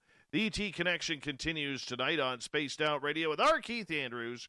Comes in at the beginning of every month to talk a little woo, a little aliens, little spaceships, and any questions you may have. We are also joined by the lovely and talented Nicole Sakach, who is on the air, joining us as well. Keith, Nicole, welcome back. Well, thank you for having us. All right, first question coming from Bob. Is it true reptilians were consulted for the Gorn episode on Star Trek? I can't say for certain that the reptilian. I mean, there was certainly some, but exactly who talked to them, I don't know. What I do know is the Gorn are, aside from their size, because obviously humans just aren't built that size, are very reminiscent of the Strazazian. All right. You know, the funny thing with that whole thing with Star Trek is Gene Roddenberry, in my opinion, was a full-blown seer. Yes, I've heard that as well. You know, he was definitely a visionary. Well, definitely from my perspective, anyway. Yeah, I've heard some people describe it, in more modern terms. I think they say now that he was downloaded with information, or inspiration for the show and things like that. So I agree. Let's move on to the next question. Christopher is asking, are canines, especially dogs and coyotes, sensitive to the presence of off-worlders or their craft when they are not apparent to humans? Absolutely, they can hear them. My dogs must be deaf then. They don't react to anything. That was my ceramic, so. Okay, what do they hear? It's a high pitch. Like that's why they can hear the high pitch and the high pitched hum. They can also feel the vibratory rate. that's why I think children can sense them better than adults as well, too. Most of the time, yes. Because children, on the whole, haven't figured out they're not able to hear them. Yeah, and I just did those hearing tests where that's like, when you're, I forget what age you turn, and it's an app that kids can do jokes with, and really adults can't hear certain tones, and teenagers and children can. So, yeah, dogs are even better than kids. But yeah, they absolutely can. All right, let's move on. Filth is asking, did alien species evolve their tech similar to Earthlings, cavemen to medieval to modern, etc., if that makes sense? It makes total sense. And depending on the race, some of them, the answer is yes. And some have a much faster way of doing it, also known as total recall.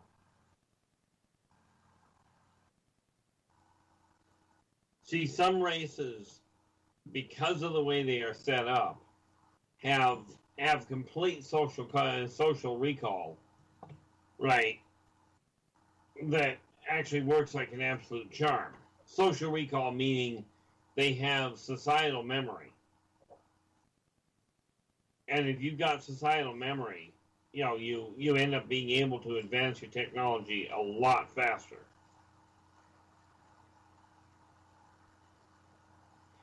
But on the whole, it's a long drawn out process, and a lot of them have gone through the same things humans are going through now. All right, let's move on. Princess Denali is asking, are there reptilians who wear armor like attire? Yes. How was that for a short answer? It depends. It depends on the race. Like, for instance, the Tormanok usually gear up in standard armor. The Srazazians absolutely do. Okay, of course, in Srazazians' case, they literally grow their own armor. If you ever actually run into the like, there's a couple of them. What the heck is it? I just gotta remember the name, and this is why I write things down, because it makes it so much easier. Yeah, the Zotar have to wear armor. Now understand, the Zotar are only 6 inches tall. So what they call armor and what you call armor may not be the same thing. Of course, they don't fight the same size animals. All right, let's move on to another question here. Sovereign is asking, is it practical to gift aliens and Sasquatches fruit so that they eat and they eat that food, not you? Well, Sasquatch won't eat you anyway. And the thing with aliens is this. If they're going to eat fruit, they're not going to eat you in the first place. Because the carnivores, they will eat fruit periodically, but if they want meat and you're available, so be it. And so it doesn't hurt by any stretch. The Sasquatch, as you well know, Dave, will take it quite literally as a peaceful offering if you leave them fruit. I saw a photo the other day.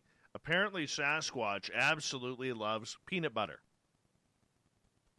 And I saw a photo the other day which showed like a peanut butter jar that you could see that there's because of the swirl at the bottom, it looked like a giant finger went right around the bottom and then pulled all the peanut butter out. It was amazing. Absolutely amazing. Kids for that one. What's that? You blame the youngins for that one. Chris Mo is asking, what's the first alien race that arrived on Earth? The Elfin. Well, in all fairness, the Zerzik did. The Zerzik arrived before anybody. Unless, let me just see here, like the Zerzik were the first ones that arrived, but Earth itself got here before the rest of them.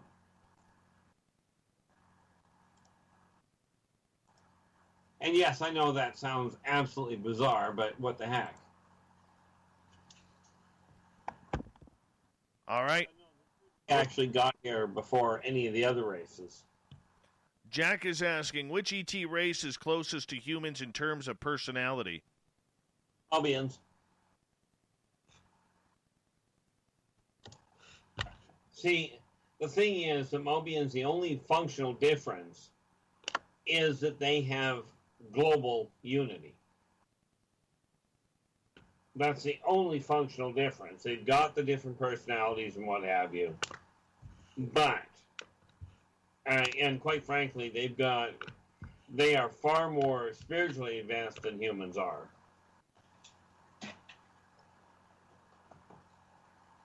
Which works out quite well from their standpoint. Right. Nikki is asking, why would the SETI reticuli have thousands of beings that are octopi-like with tentacles, which can control a human similar to a Jinn attachment? Well, Zeta Reticuli, first of all, is the home of the Greys, not of the... No, not of the SETI. SETI. Oh, SETI. Okay, my apologies. My apologies.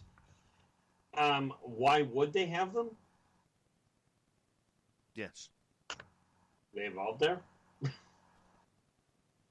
I don't know. You're the expert. Well, I mean, frankly, the whole issue there is that being the home world, and thank you very much for pointing that one out, but because me and geography get to be a little fun on occasion.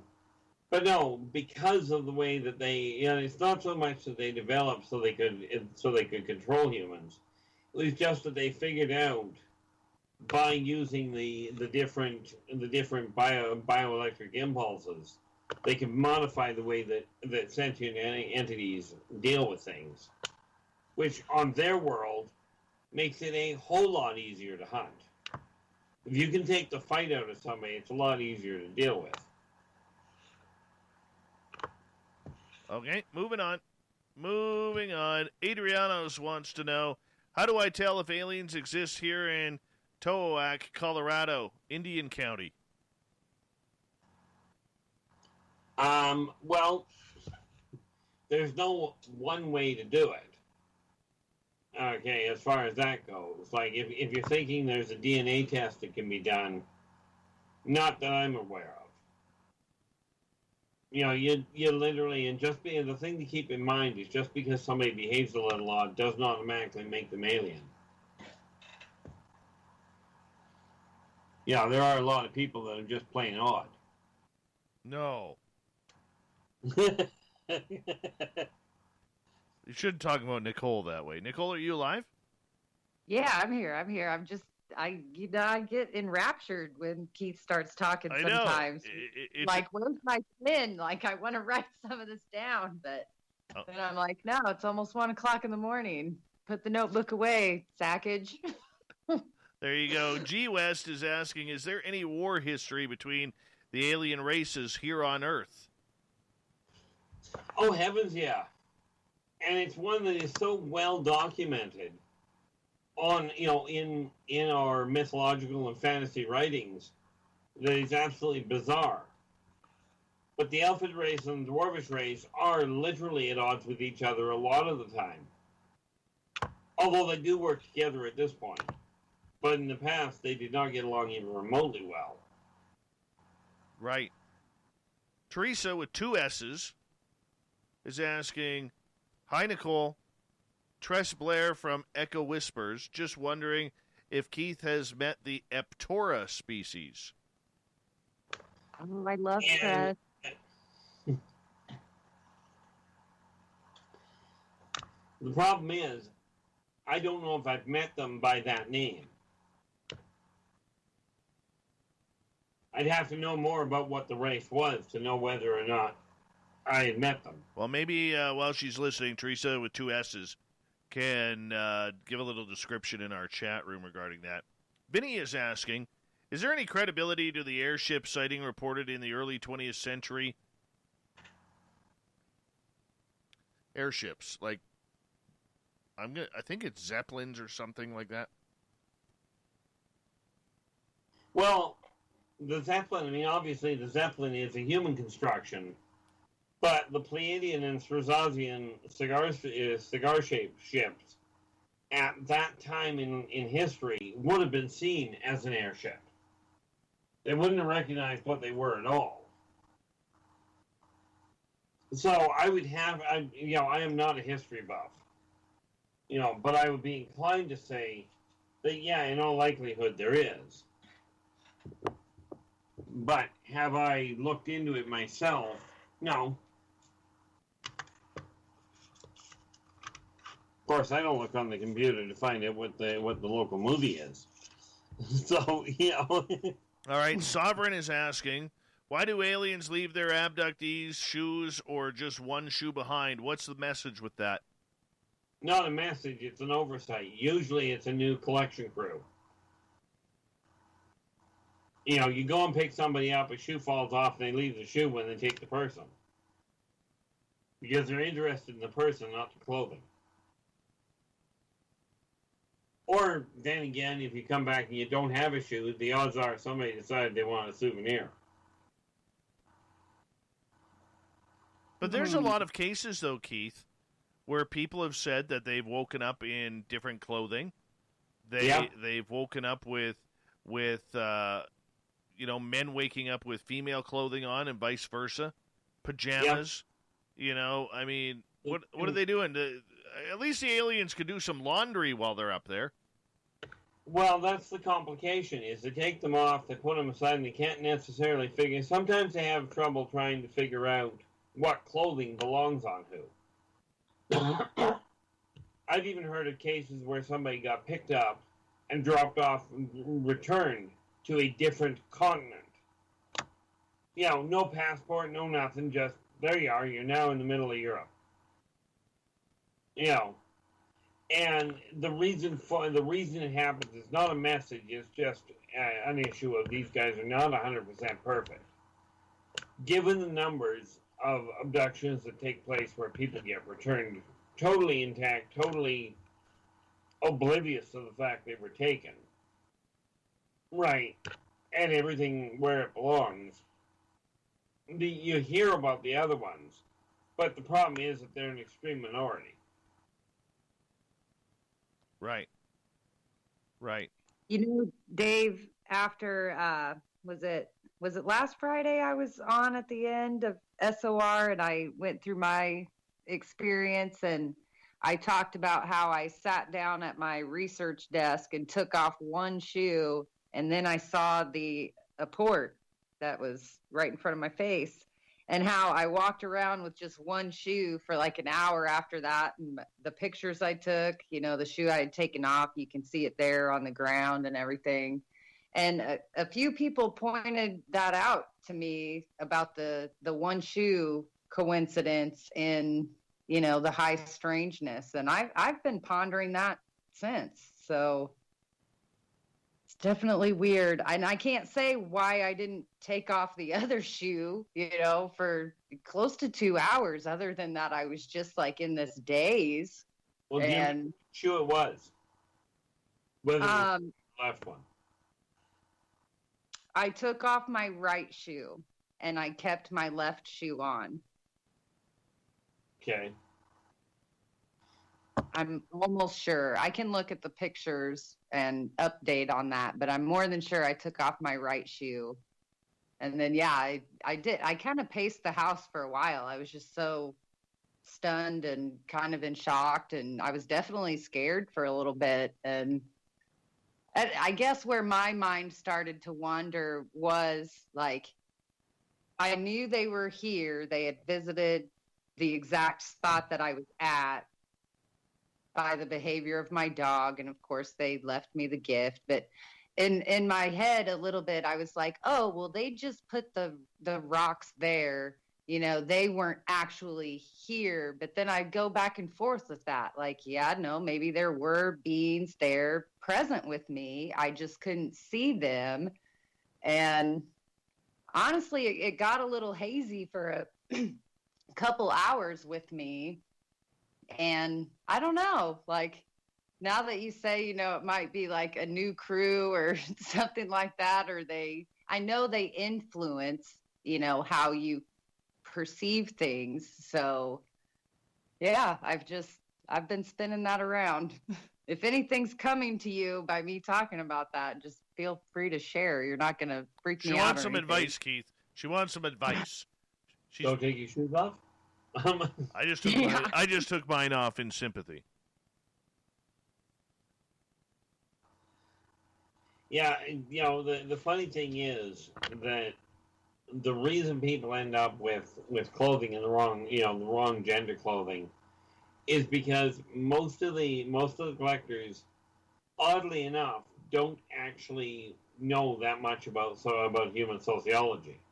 So they don't know the apparel customs. And especially when you think that from my understanding, in human history, men wore most of what women wear. What women wear today, men wore first. Now, with that in mind, off-worlders looking at the socioeconomic evolution may still have trouble figuring out whether, and of course you look at the way some people dress anyway, you can see where the confusion may come.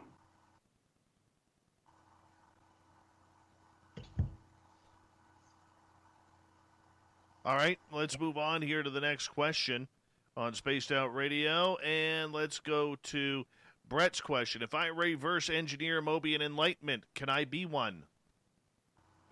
No. Can you do what they do? Yeah, but you're never going to be a Mobian. Well, you just broke his heart there, Keith. Oh, sorry. Grab the glue gun.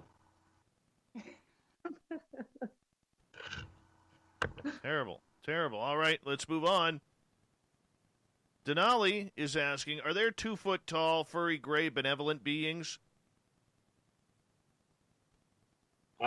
Yes. But we are not talking, now it depends. When we talk about gray, if we're talking about gray scaly, they're not exactly what I would call benevolent. But there are 2-foot-tall, relatively benevolent furry ones. Usually we refer to those as they're either children Wara would be the common ones. All right, let's move on here. Off-World Adam is asking, is it true the Nazis have been in space since the 1940s? Well, I can't speak specifically to whether. I mean, I can tell you this: mankind has been in space a lot longer than what they're telling you. I'm presuming he's talking about German technology. I have no They're idea. not the only ones that have had that technology for that long. See, there's a well circulated thought process that says that the Germans were in touch with off-worlders during World War II, which is accurate, at least from my understanding. The catch to it is so was every other major superpower, and a lot of the minor ones.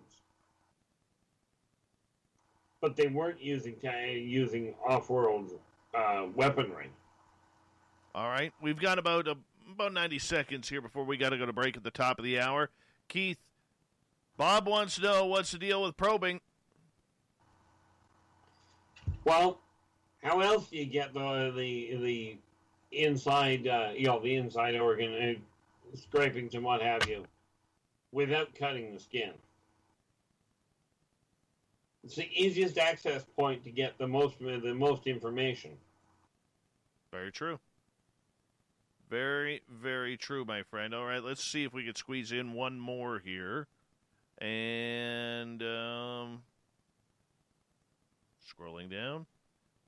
Princess Denali wants to know, what about grounding? Rubber soles are insulating. Do you think there's a connection? There's a lot of humans that think that works. So I guess there's a connection amongst the humans, but it doesn't do a thing for the off-worlders. Well, that's too You see, yeah, it is, but the real catch to it from that end is that the off-worlders, number one, the molecular configuration of rubber is not what slows them down.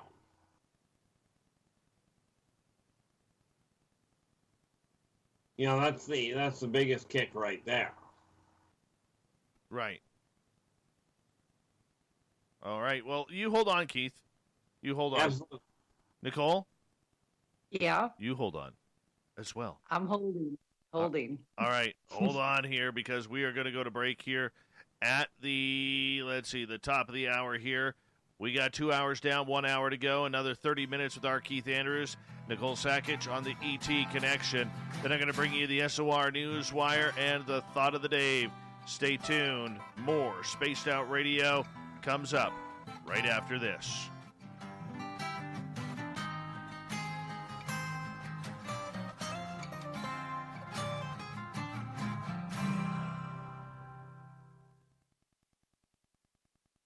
All right, guys, I'm just going to run my dogs outside. You guys can chat with the YouTubers. I'm just going to quickly go and grab a coffee, but that'll take me about 30 seconds. All right, be right back, Nicole. It's just you and the YouTubers. All right. I'm hanging out. I like it when they leave us alone. Oh, you guys, I can't believe I'm on Spaced Out Radio 2 nights in a row.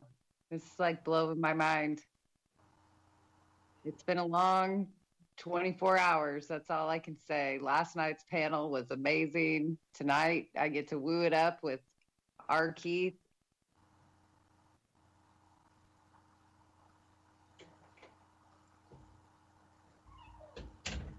Okay, We got another one to go.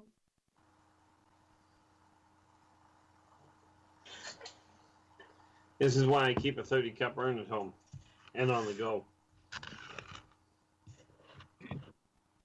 Gee West, I'll take that as a compliment, but just so everybody knows, I guess I did kind of seem like I was giving the 1-2 punches a little bit, but I think the YouTube crowd could kind of see after the terrestrial show ended, and like, I think Tim and I are on the same page. I think he's a good guy.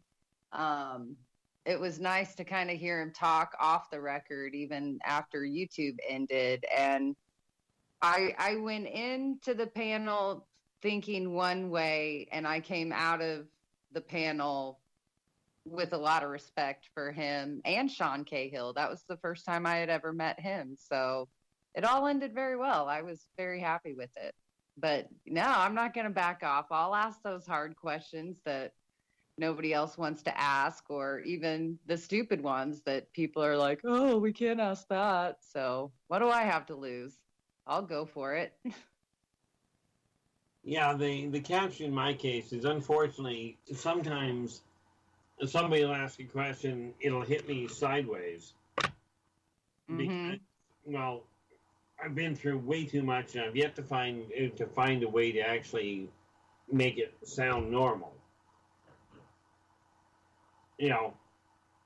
And given the number of times I've dealt with it, like, the way my life has gone, I would not wish it on anybody.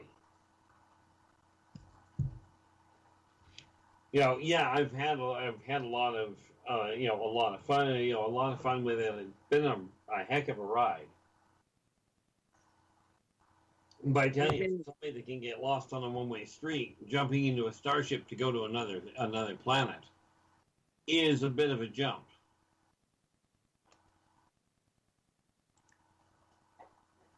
I have dreams. It's actually a recurring dream where, of course they started at the earliest that I can remember, like 3 years old.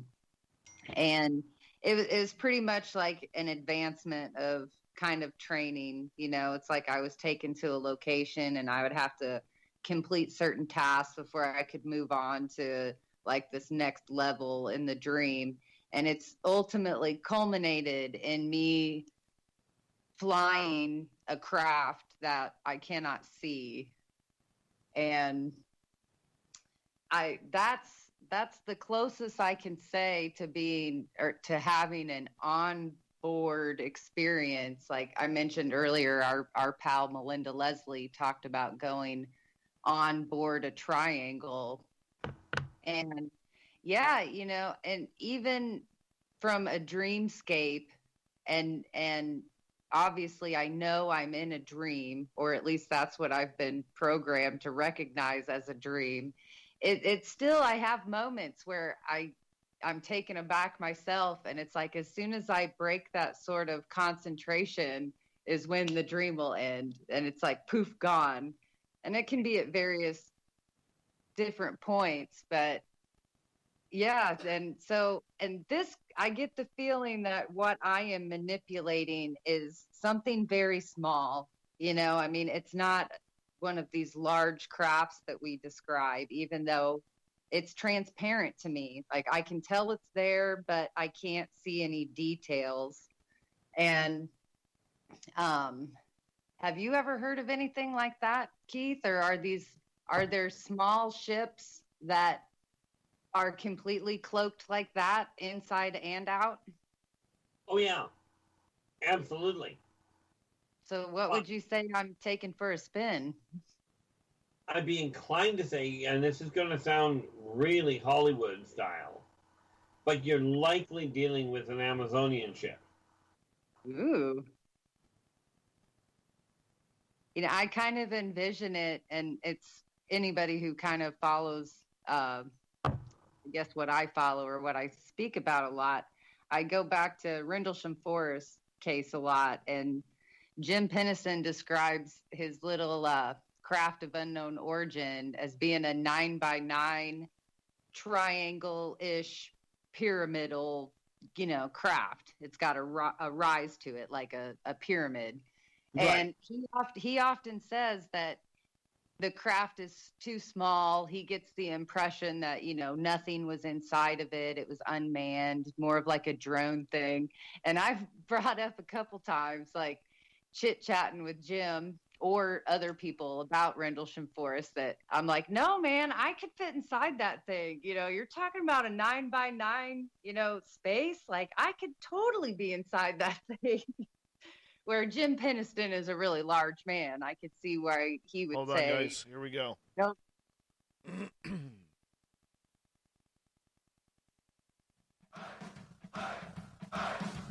you like to connect with us? Head to spacedoutradio.com for all your latest show info. Now, back to Dave Scott and SOR. Hour number 3 of Spaced Out Radio is now underway. My name is Dave Scott. Thank you so much for joining us. We really do appreciate the time. I want to remind you that you could check out our free archives by going to youtube.com/Spaced Out Radio. Do old Davey the favor. Hit that subscribe button. We welcome back all of our terrestrial affiliates around North America, as well as digitally on TalkStream Live, Revolution Radio, and KPNL. Remember, you can check out our archives. The Desert Clam has set the password for tonight in the SOR Space Travelers Club. What do you got for us, Clam? What do you got? Flonnery. Flonnery is your password. Use it wisely, Space Travelers, as the Clam sets the password each and every night right here on Spaced Out Radio. Our website, spacedoutradio.com. We have a plethora of features for you, including rocking out to Bumblefoot and reading up on Captain Shirk's SOR Newswire. Follow us on Twitter at Spaced Out Radio and on Instagram at Spaced Out Radio Show. Tonight we continue on with the ET Connection. R Keith Andrews is here once again, and we love him here because he brings the woo full circle here on the show, along with special guest Nicole Sakach. How you doing, guys? Just great, thanks. How about you? Good. Let's continue with the audience questions. Jack is asking, is there a race that is the Men in Black, or are they a cyborg? Whoa, try that again? The Men in Black, are they an alien race, or are they some sort of cyborg? Well, that sort of depends on which group we're referring, and which ones of the ones in Men in Black we're talking about. I'm trying to, it's been a while since I've seen Men in Black. If I recall correctly, there was a chap there that was definitively cybernetic. But there's a number of them that will use a number of the smaller races that will use humanoid robots, really. They're bipedal ships for maneuvering. Interesting. Okay. Well, let's see what else we have from the audience here for questions. Joe is asking, are aliens taking advantage of the mass culture here on Earth right now to walk amongst us? Great question, Joe.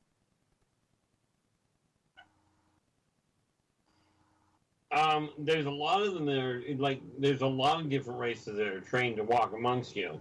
Am I going to point them out? Not a prayer, as far as individuals go. But there are a lot of them that are actually trained, of the smaller races, as in the more human-sized, that are trained to walk amongst, to observe. Because that way they can get a better handle on the type of cultural things that need to be learned. It's kind of like it's reconnaissance, but not from a military standpoint. Because you got to remember, one of the biggest things that the off-worlders are aiming at is educating people so they can become, so that the whole planet can become members of the galactic, the galactic consortium. They do want them, and it's not a question of control. It's a question of making sure that humans don't accidentally blow something up. Curiosity will do that quite readily in outer space. All right, let's move on. Sovereign is asking, who did they abduct the most, and why do they target Germans for abduction? Well, targeting Germans would be one racial group, one set of studies. As far as who get targeted the most, frankly, plants and animals get targeted more than humans. There isn't a nationality of humans that are targeted more than another. It all depends on who's researching what as to which group they're going after.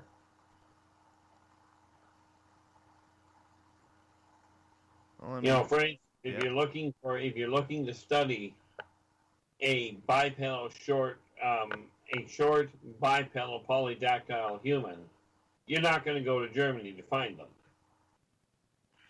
They do exist, but you won't find them in Germany. By the way, polydactyl simply means more than 5 fingers. Makes sense. Makes sense. Keith, regarding alien abductions, all right, when people have them, a lot of people say they have signs that it's going to happen. They can feel when it's going to happen. For everybody, it's different. Why do we get these signs letting us know if it's going to happen? Humans are taught you only have 5 senses and a rudimentary 6th. The reality is humans have senses that go beyond those 5 that you're told about. And it's an instinctive thing that falls under the sensing of the rudimentary 6th sense. So people, for lack of a better way of putting it, they simply know. You can feel the shift happening. In some cases, it's a question of temporal dissonance. You can feel a shift in the timeline, in the space around you. Humans have a normal sense of balance. Most of them do. Mine pretty much is a write-off, but you can sense when there's a shift in the air around you. Right. And when an off-worlder shows up in the area, it does create, in most cases, an electrical discharge. All right, let's move on to the next question here. Bob is asking, do aliens really care about global warming? No. See, the reality is global warming itself is a natural evolutionary process. Okay, it's not a question of it being something new, and mankind is certainly not responsible for it. That's the thing that people just don't get, or they don't seem to. But no, the off-worlders look at global warming as just the normal side of it. The normal routine of the planet. Right. Jack is asking, do ET races enjoy similar things such as sports, music, art? Absolutely. My first encounter with the off-worlders, or my first one on a benevolent level, they play a 3-dimensional version of wall ball. Right. The Nordics have a game similar to football. In medieval times, they used to play it here, where you would chase around basically it boiled down to a pig's head. Difference was the difference with that is the Nordics actually wear armor and carry their swords with them. Which means you don't necessarily get a broken arm, you end up with it getting cut off, but, you know, minor inconvenience with their technology. But yeah, they've got some interesting games. All right, let's move on here on the ET connection with R Keith Andrews. And Jack is asking, I'm RH negative. Am I an alien hybrid? RH negative simply, it's another, and this is one of the biggest fallacies. RH negative is a blood type, yes, but it has no more significance than being A positive or O negative or whatever other ones they've got. And it doesn't make you a better target for anybody picking you up, unless they are specifically looking for people with RH negative blood, at which point you're on the chopping block. You know. But no, it is not an indication of alien hybridization. Okay. Sovereign is asking, which races or collection of races is in charge of the cloaked craft in the sky that can manipulate weather? Ooh, that's a good one.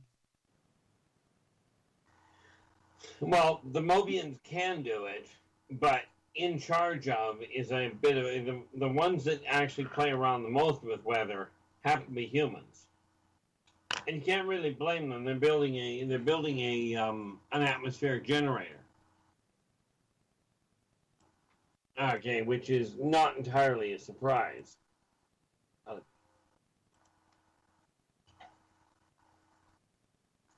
right. Like, a lot of the craft will end up, like the Muldocs, for instance, their ships affect the weather because it ionizes the air around them, making it really, really difficult. The Muldocs, by the way, are the ones that have the stadium-appearing ships. They kind of look like a partially constructed Roman stadium. Okay. If you say, we will believe. R. Keith Andrews here on Spaced Out Radio on the ET Connection. Let's continue on with our audience questions. Teresa's back, and she says, the Aptora species are similar looking to the humans and are a peaceful race from the planet Sukurma, from where I come from. They are here to help the awakening.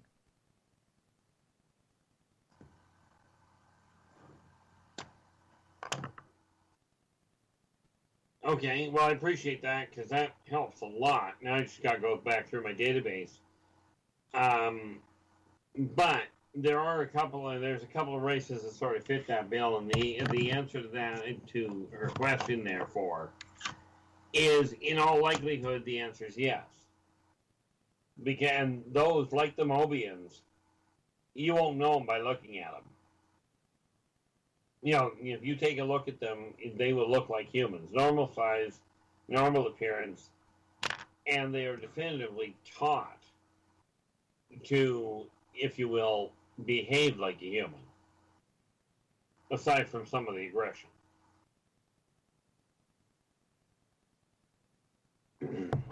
All right. You'll find they're the closest thing to pacifists as you're going to get.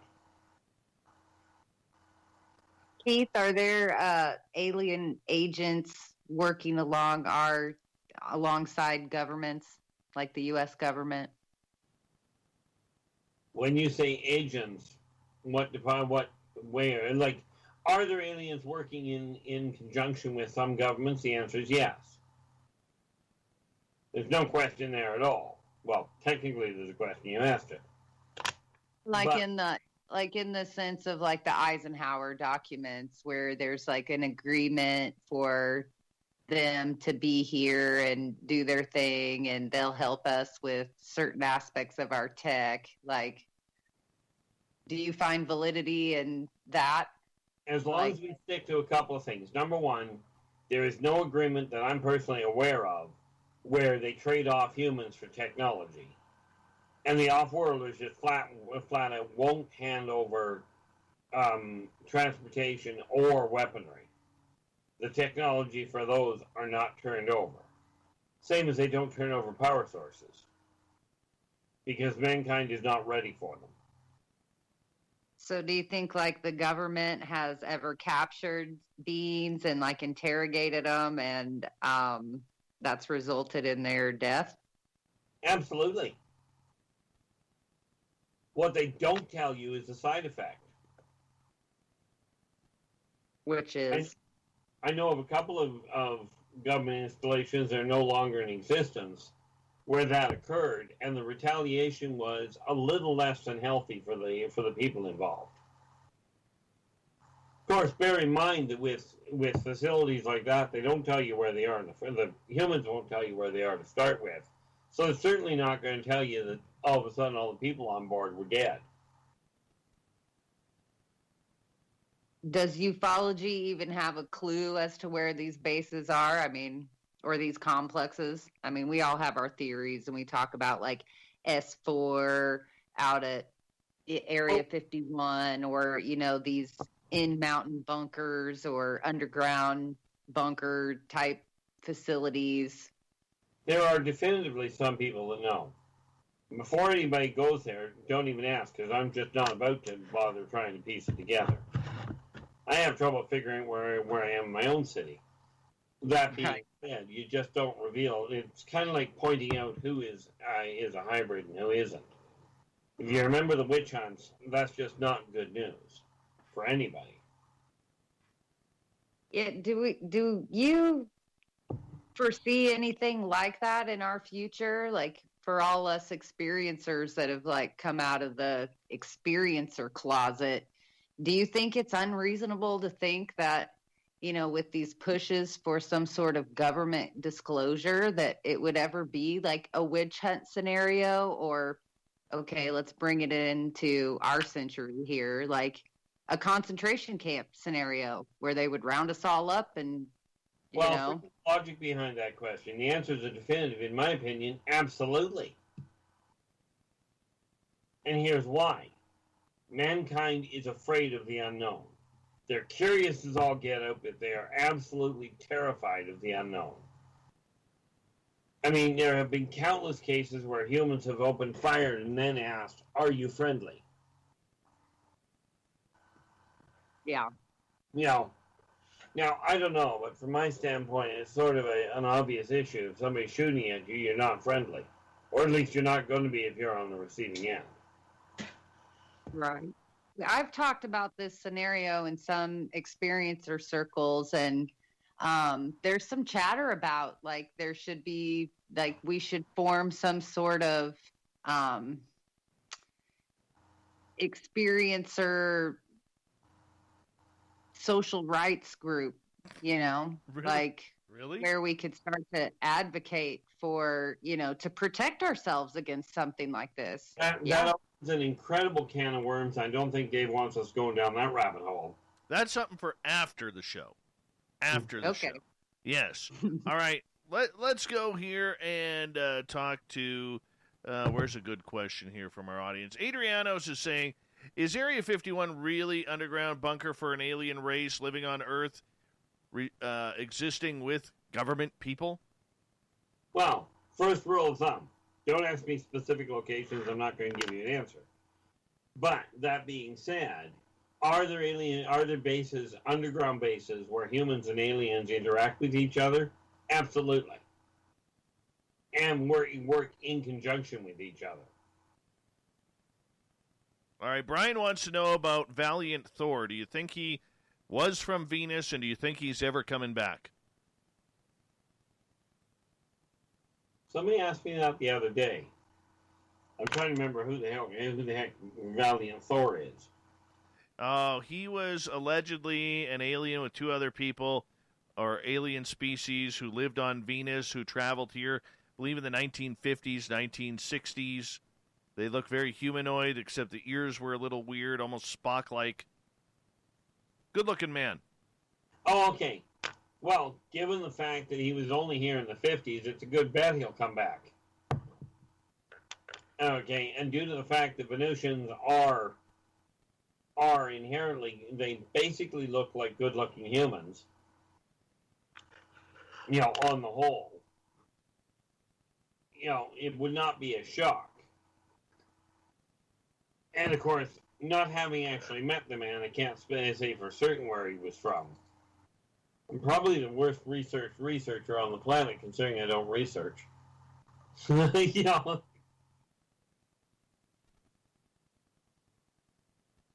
Very true. Very true. All right, let's continue on here with Spaced Out Radios. We only got about 3.5 minutes left with you tonight, Keith. Bad. Man, this went fast. Greg is asking, well, first off, GFGFGFGFG, saying go Leafs go. We don't talk such hockey here. We like real hockey teams here, GFGFGFGFG. Real hockey teams here.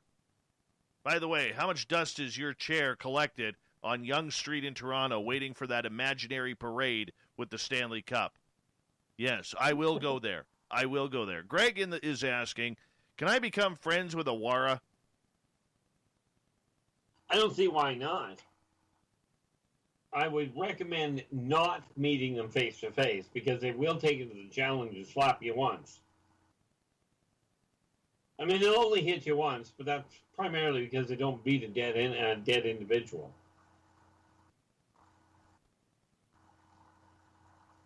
All right. But they will take face-to-face, eye-to-eye contact as a challenge.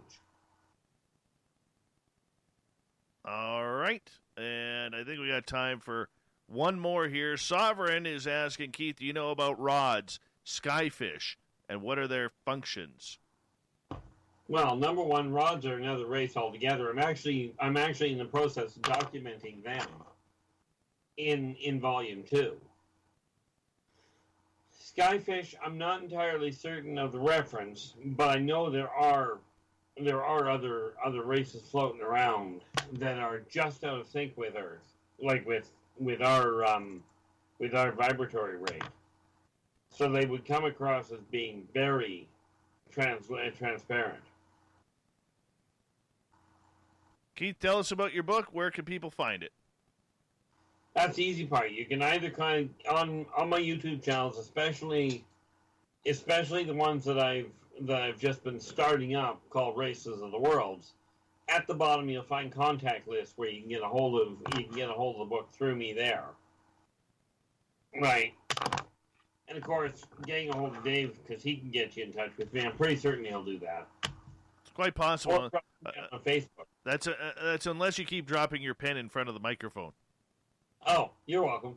Yeah, I appreciate that. Right. Now we got an Islanders fan kicking on in here. Cripes. Just not a good night for hockey fans around here. Just not a good night. I appreciate you, Keith. And, it's always entertaining when we have you on. Hard to believe this is our final show with you for 2020. And we get to see you next year, my friend. Yep, and I will be here. Yeah. Not be wearing bells, so don't get your hopes up. Come on, put the bells on. We want to hear your jingle bells.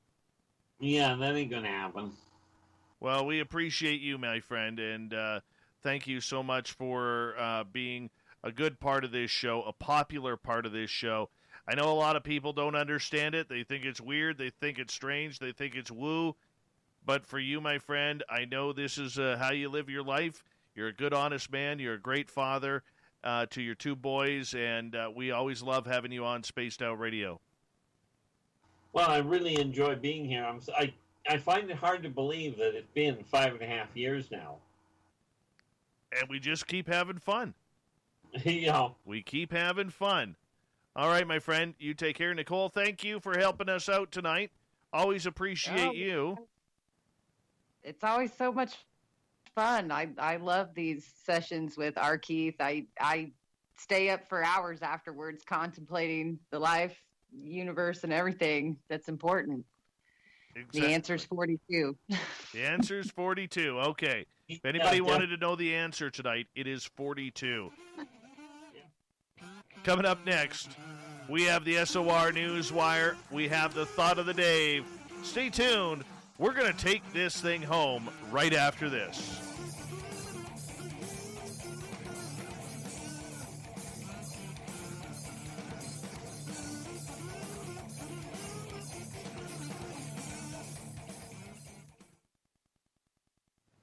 You should see the love coming in for you in the chat room, my friend, in YouTube. They're loving you. Let's give R Keith a few claps, everyone. That's high-quality woo. High-quality woo right there.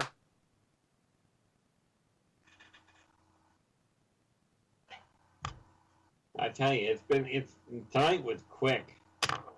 It did go quickly. Yeah. Woo!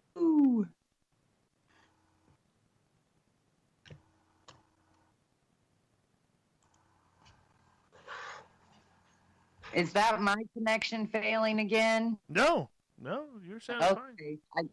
Your voice cut out a little bit there. Yeah, that is yours. Yeah, yours is starting to suck again. Yep, I've called them twice, and they keep telling me that there's nothing wrong, and they gave me new lines and a new box, and they asked me how many devices I had, sucking Wi-Fi and stuff like that, and it's like, the next plan I can go to is a business plan. And I'm like, are you kidding me? Like, I'm on a business plan. They're not that bad. Yeah. They're faster. Right. I just don't want to pay for a business plan. I hear you. Hey, did you guys see the video of Arecibo collapsing? I did. That was incredibly powerful. Incredibly powerful. Just nut bar. But it is sad to see it go. But I mean, the way those cables just snapped. Holy cow, that was intense. No, that's like some Mothman prophecy cable snapping destruction right there. I know. I used to be a Red Wings fan until they went all European. Actually, I quit cheering on the Red Wings after Bob Probert left for Chicago. That's the truth of it. But when I played hockey, I wore number 24 in honor of Bobby Probert. God rest his soul. Hey, Dave, SAP says I need to get Cable Guy Matt over to my house. You do need to get Cable Guy Matt. See, this is why you need to buy a T-shirt at the SOR Vault, because you can get your free piece of coaxial cable autographed by Cable Guy Matt. You cannot buy these in stores, people. Limit one per purchase. Just saying. Well, the dodos at Consolidated Communication are out of options. I'm telling you, I love those pieces of coaxial cable, man. I do. I think they're awesome. See, this is where my technological background comes in really handy. I haven't even got a clue what it is. Oh, they're useless cuts of coaxial cable that Matt autographed for us. Oh, okay. Yeah, that's it. Every time I say coaxial cable, my Alexa bleeps. Coaxial cable. Nice. Awesome. Coaxial cable. All right, it stopped. It did it 4 times in a row. I think your Alexa's on drugs. I think she's been taken over by Skynet. But or Skyhub. Thank God cylinder. She can't, death to all humans. So. All right, guys. I got to cut you guys loose because I got to go do the news. You guys can hang out go in the YouTube chat. Those guys love you there. I'll still be hanging out. I got to listen to the news. Yeah. I got to see what Captain Shirk cooked up for you. Yeah, my hair's looking good tonight, though. I will say that. As always. Yeah, true. All right. All right, y'all. Keith, I'll keep tuning into your YouTubes. You keep posting them. Oh, yeah, I've got to do one tomorrow. I was supposed to do it today. I got to do another one on the races tomorrow. Yeah. All right, guys, I got to hang up here. I'm on in like 30 seconds. Okay, look. Have a good one. Good night.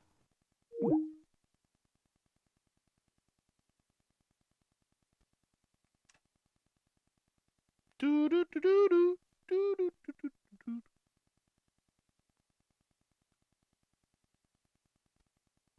Good old R Keith. The man, the myth, and the legend all rolled into one.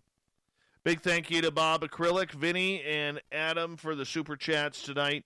Really do appreciate the support. Don't forget, do a little shopping at facebook.com/the SOR Vault. There it is. Here we go.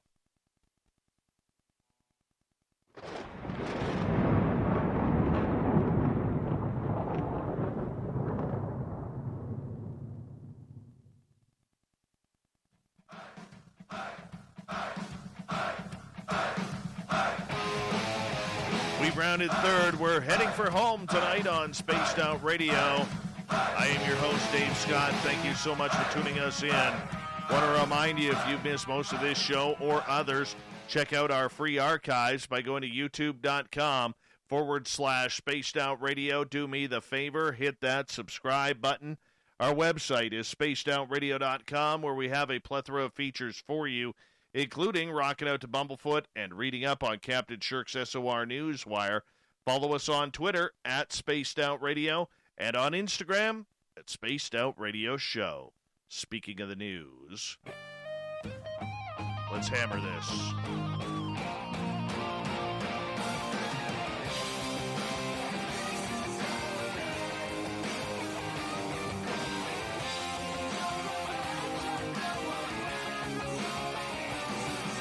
The news is always changing, which is why we bring you the SOR Newswire at the back end of every show, where we get to the weird, the strange, the wacky, and sometimes the life-altering. How would you like to be fired on Twitter? Believe it or not, this is what happened to Vancouver Canucks anthem singer Mark Donnelly. Yes, Donnelly has long been a staple of Vancouver Canucks home games, but it appears he has sung the national anthem for the last time in Rogers Arena. Vancouver Canucks owner Francesco Aquilini took to Twitter responding to a Vancouver Sun report that the Canucks anthem singer would be performing at an anti-mask rally in Vancouver on the weekend. He tweeted out, "Hey, at Vancouver Sun, change the headline to former Canucks anthem singer. Hashtag wear a mask," wrote Aquilini. Yes. Gatherings of more than 50 people have been banned by public health order in British Columbia since March. In November, the province extended the ban to all social gatherings. The plan this weekend was BC Christmas Freedom Rally, is being organized in part by Ryan Kolbaba, who has spearheaded several other anti-mask rallies in Vancouver since July. The events have featured a variety of anti-vaccine speakers and decried what participants say is censorship and government overreach. Others have expressed fears that a vaccine would be made mandatory or argued that the fatality rate from the virus does not justify the economic effects of restrictions. Yeah. Oh, this is ugly. Along with Donnelly, the event includes a message from Santa Claus, singing speeches from vaccine opponent Ted Kuntz, and other stuff going on as well. Now, here's a scary incident down in Texas. A Texas high school player has now been charged with assault one day after attacking a referee during a game. Edinburgh High School senior Emmanuel Duran was charged with a Class A assault Friday morning after the Texas Rio Grande Valley newspaper covered this. His bond has been set at $10,000. Now, the incident happened during the second quarter of Edinburgh's 35-21 win over Far San Juan Alamo. Duran received a personal foul penalty for roughing the opposing quarterback, and another after an apparent exchange of words with the referee. After the referee, Fred Garcia, announced Duran had been ejected from the game, Duran charged from the Edinburgh sideline and blindsided Garcia, sending him sprawling to the carpet. Edinburgh players and coaches then restrained Duran before police escorted him off the field. Now, the Edinburgh Consolidated Independent School District announced that it had decided to remove Edinburgh High School from the playoffs as a result of this incident. We extend a sincere apology to the referee and his family. And there are reports that Garcia a 27-year member of the Texas Association of Sports Officials, walked off the field to cheers from the crowd and was evaluated for a shoulder injury and concussion-like syndromes in an ambulance outside of the stadium. He did not immediately request any other sort of help, and this is now being looked into. Now, this kid, I will say this. Get him off the field. Don't suspend the team, but get him off the field. He's done. Any potential scholarship is gone for that kid, too. All right, here's a weird one from Rudolph Giuliani. If it pleases the court, I submit evidence that on December 2nd, while giving testimony at the Michigan House Oversight Committee hearing, Rudolph William Louis Giuliani farted multiple times, representing the President of the United States in an ongoing case to overturn unfavorable election results. Giuliani presented a string of witnesses and unfound claims at the hearing on Wednesday. Waving binders filled with legal equivalent of a comment section, the former mayor of New York was ready to move past the recent humiliations of giving a press conference in the parking lot to next to a sex toy store and a sweating hair dye. We all saw that. Well, yeah, he came for more. After suffering through 4 rounds of Giuliani and co., Michigan Representative Darren Camilleri ran down a litany of reasons, but apparently Giuliani started getting a little flatulent.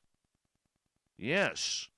The moment came at 4:11:41 mark of the full video if you want to catch it on YouTube, and it can be seen in the clip where all of a sudden Hisner quite clearly farts, and his co-counsel, Jenna Ellis, looks appalled.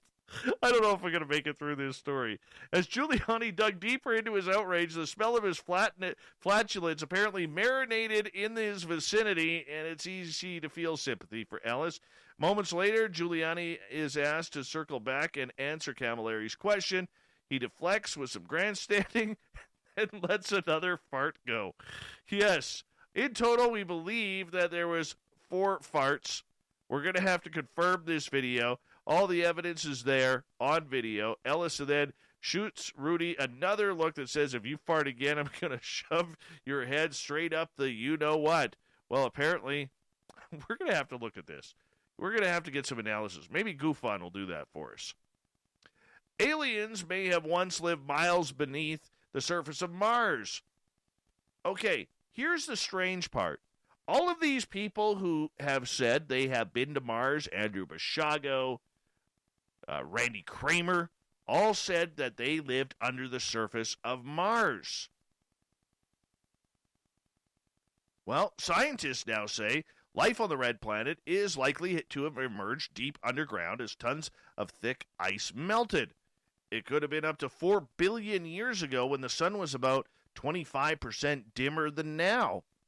NASA's Perseverance robot, due to land in February, has instruments for collecting rock samples only up to 30 feet deep. If the findings are correct, the space agency will need a bigger drill for its Mars missions. Single-cell organisms began thriving on Earth when it was much colder than now, possibly due to insulating gases and magnetic solar storms providing some heat, or Giuliani's ass. The same may have been happening on Mars with radioactivity decay causing warp to melt the bottom of the ice into lakes of the water deep below the surface. Dr. Luendra Oya of Rutgers University says at such depths, life could have been sustained by hydrothermal activity and rock-water reactions. The subsurface may represent the longest-lived habitable environment on Mars. That is actually kind of cool. Very kind of cool. Now it all of a sudden makes you wonder if all of those guys are right, saying that they went to Mars. I don't know. Move over Black Panther and the cryptid behind it. There's now a white cougar in the limelight.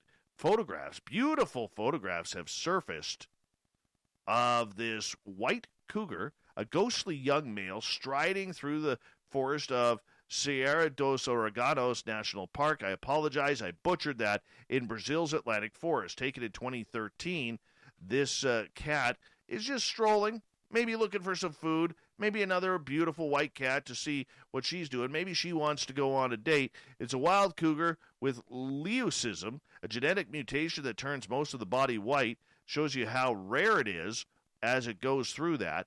All right, but this cat is gorgeous. Absolutely gorgeous when you look at it. Really is. And if you see a picture, it's because of the melanism. The cat has none. It's missing it. Very, very rare. It occurs in only 14 of the known cat species on the planet. Go check it on out. It is well worth it. The solar system's two largest planets are on course to collide in an exceedingly rare event not seen since the Middle Ages.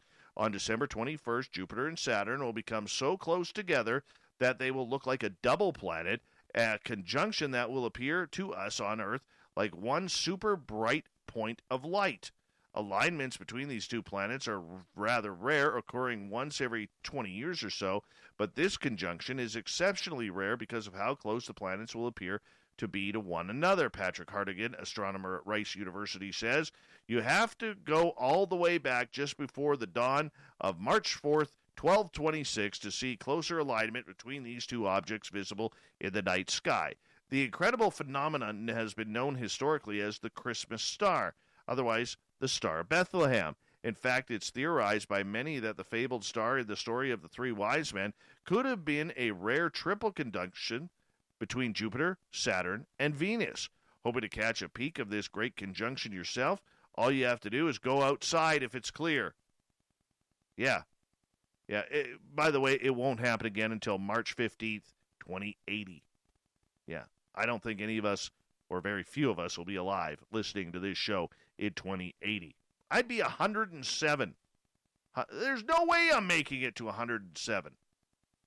Anyways, a group of young men claiming to be Christians have posted a video of themselves tearing down a mysterious monolith that had appeared atop a California mountain and replacing it with a cross. The monolith had been built near the town of Atascadero and sparked huge interest after the appearance of a similar silvery metal-faced monolith that had been discovered in the desert of Utah. The original monolith, which attracted hundreds of curious sightseers, garnered headlines around the world, was also destroyed by visitors who were captured taking it down and carrying it away by an observer on a mobile phone. Now, this monolith in California had a similar fate. In video, which was live-streamed and posted online, the group of young men drive from Southern California to tear down the structure.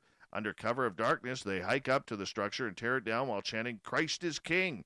They then erect a homemade wooden cross in its place and drag the remains of the monolith down the mountain to their car.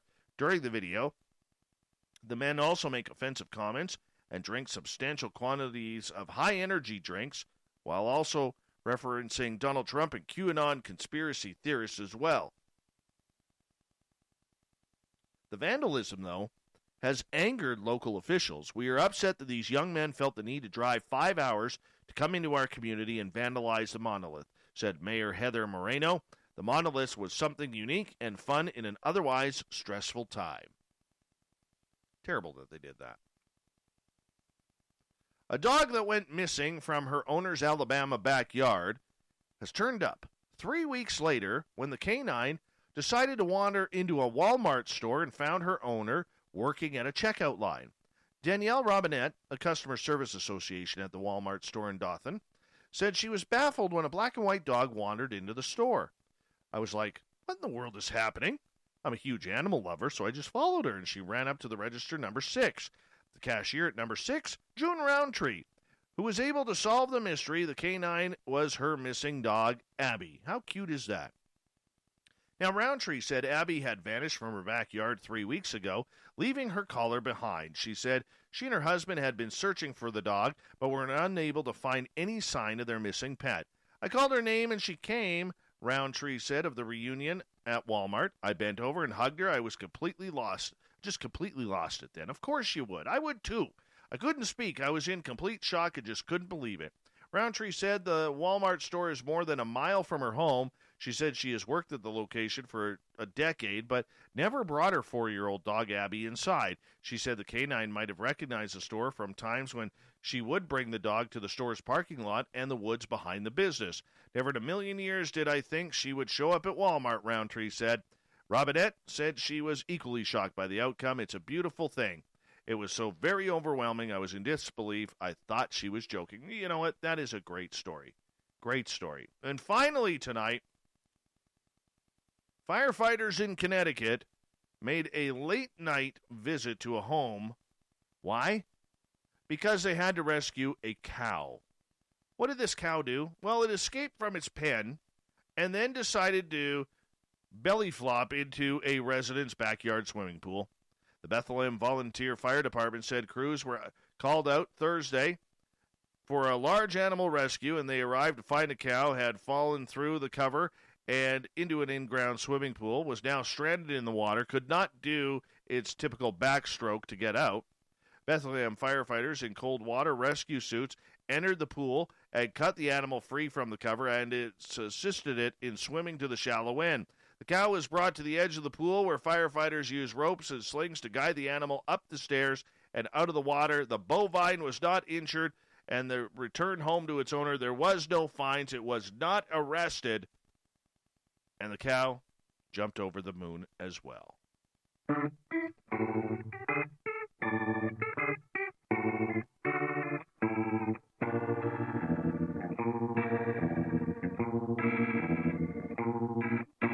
Thought of the Dave happens every night at this time, where we ask a question on our Facebook and Twitter pages, then read your responses on the air because the audience participation we love around here.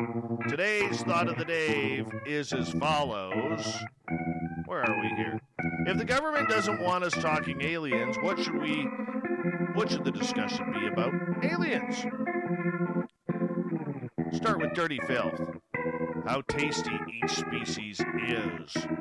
Alex, I think they want us talking aliens. Actually, they want us talking about it wrong, though. Let's see. With Jeff, what terrifies governments? I would suggest that their greatest concern is alien infiltration and manipulation of individual minds, actions, sensitive operations, technology, and weapon systems, lack of control, gaps in understanding the alien mind and agendas. IOW. What does IOW mean?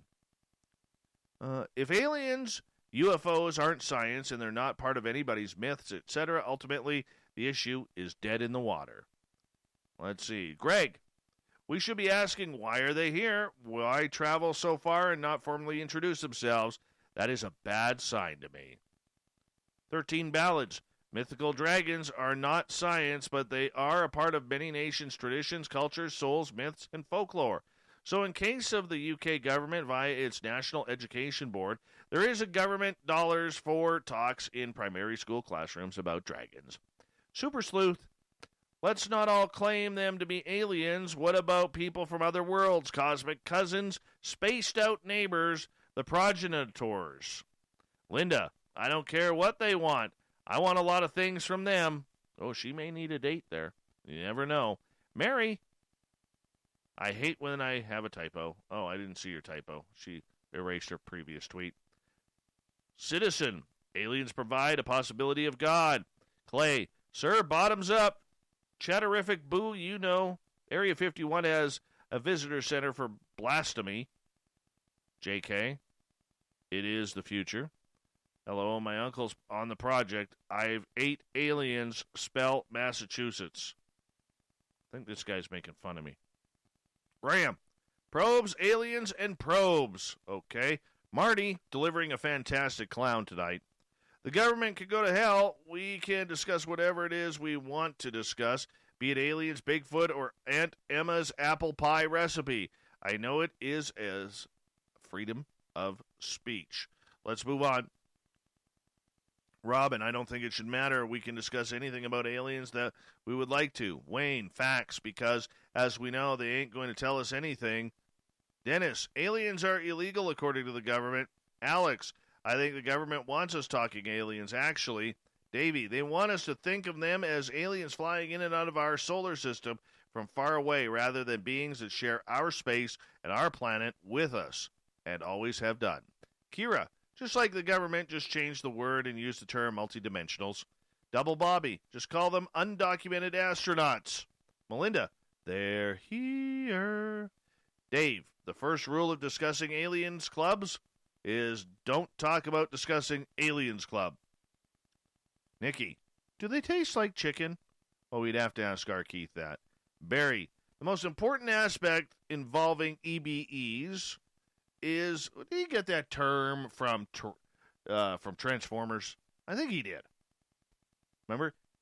It's not Megatron. It's EBE1. Remember that? EBE1.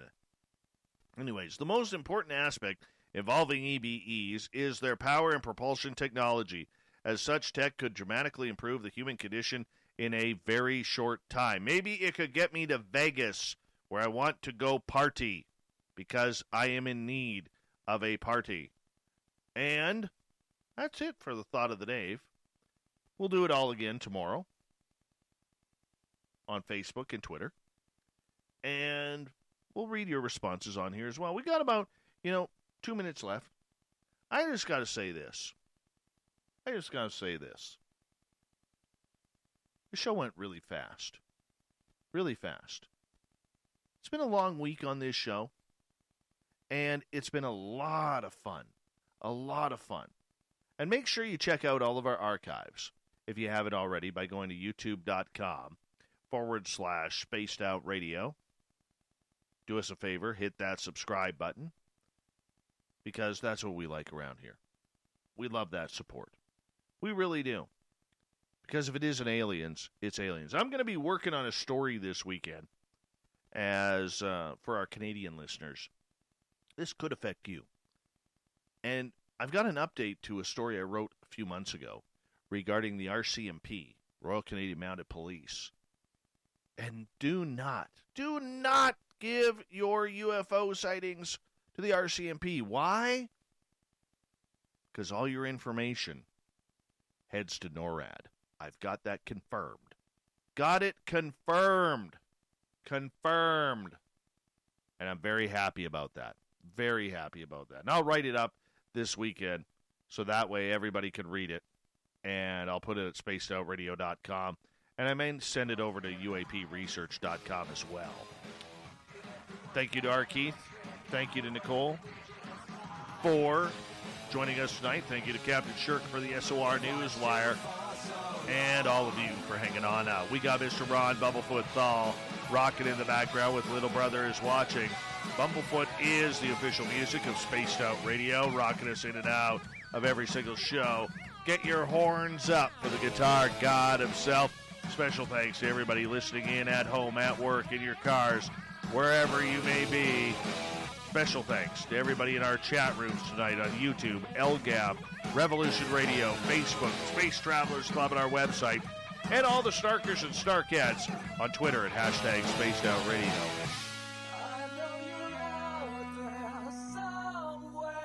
Remember, this show is copyright by Spaced Out Radio and SOR Media Ventures Limited. Thank you so much for choosing to share your evening with us, because together, my friends,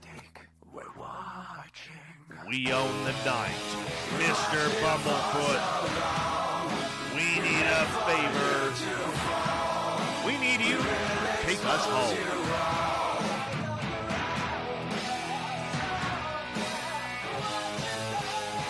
Yes, the Woo train has docked for the night. But tomorrow, my friends, we shall ride again. Your seats are always available. Your tickets never expire. And if you want to bring a friend, we got room for them too. Good night.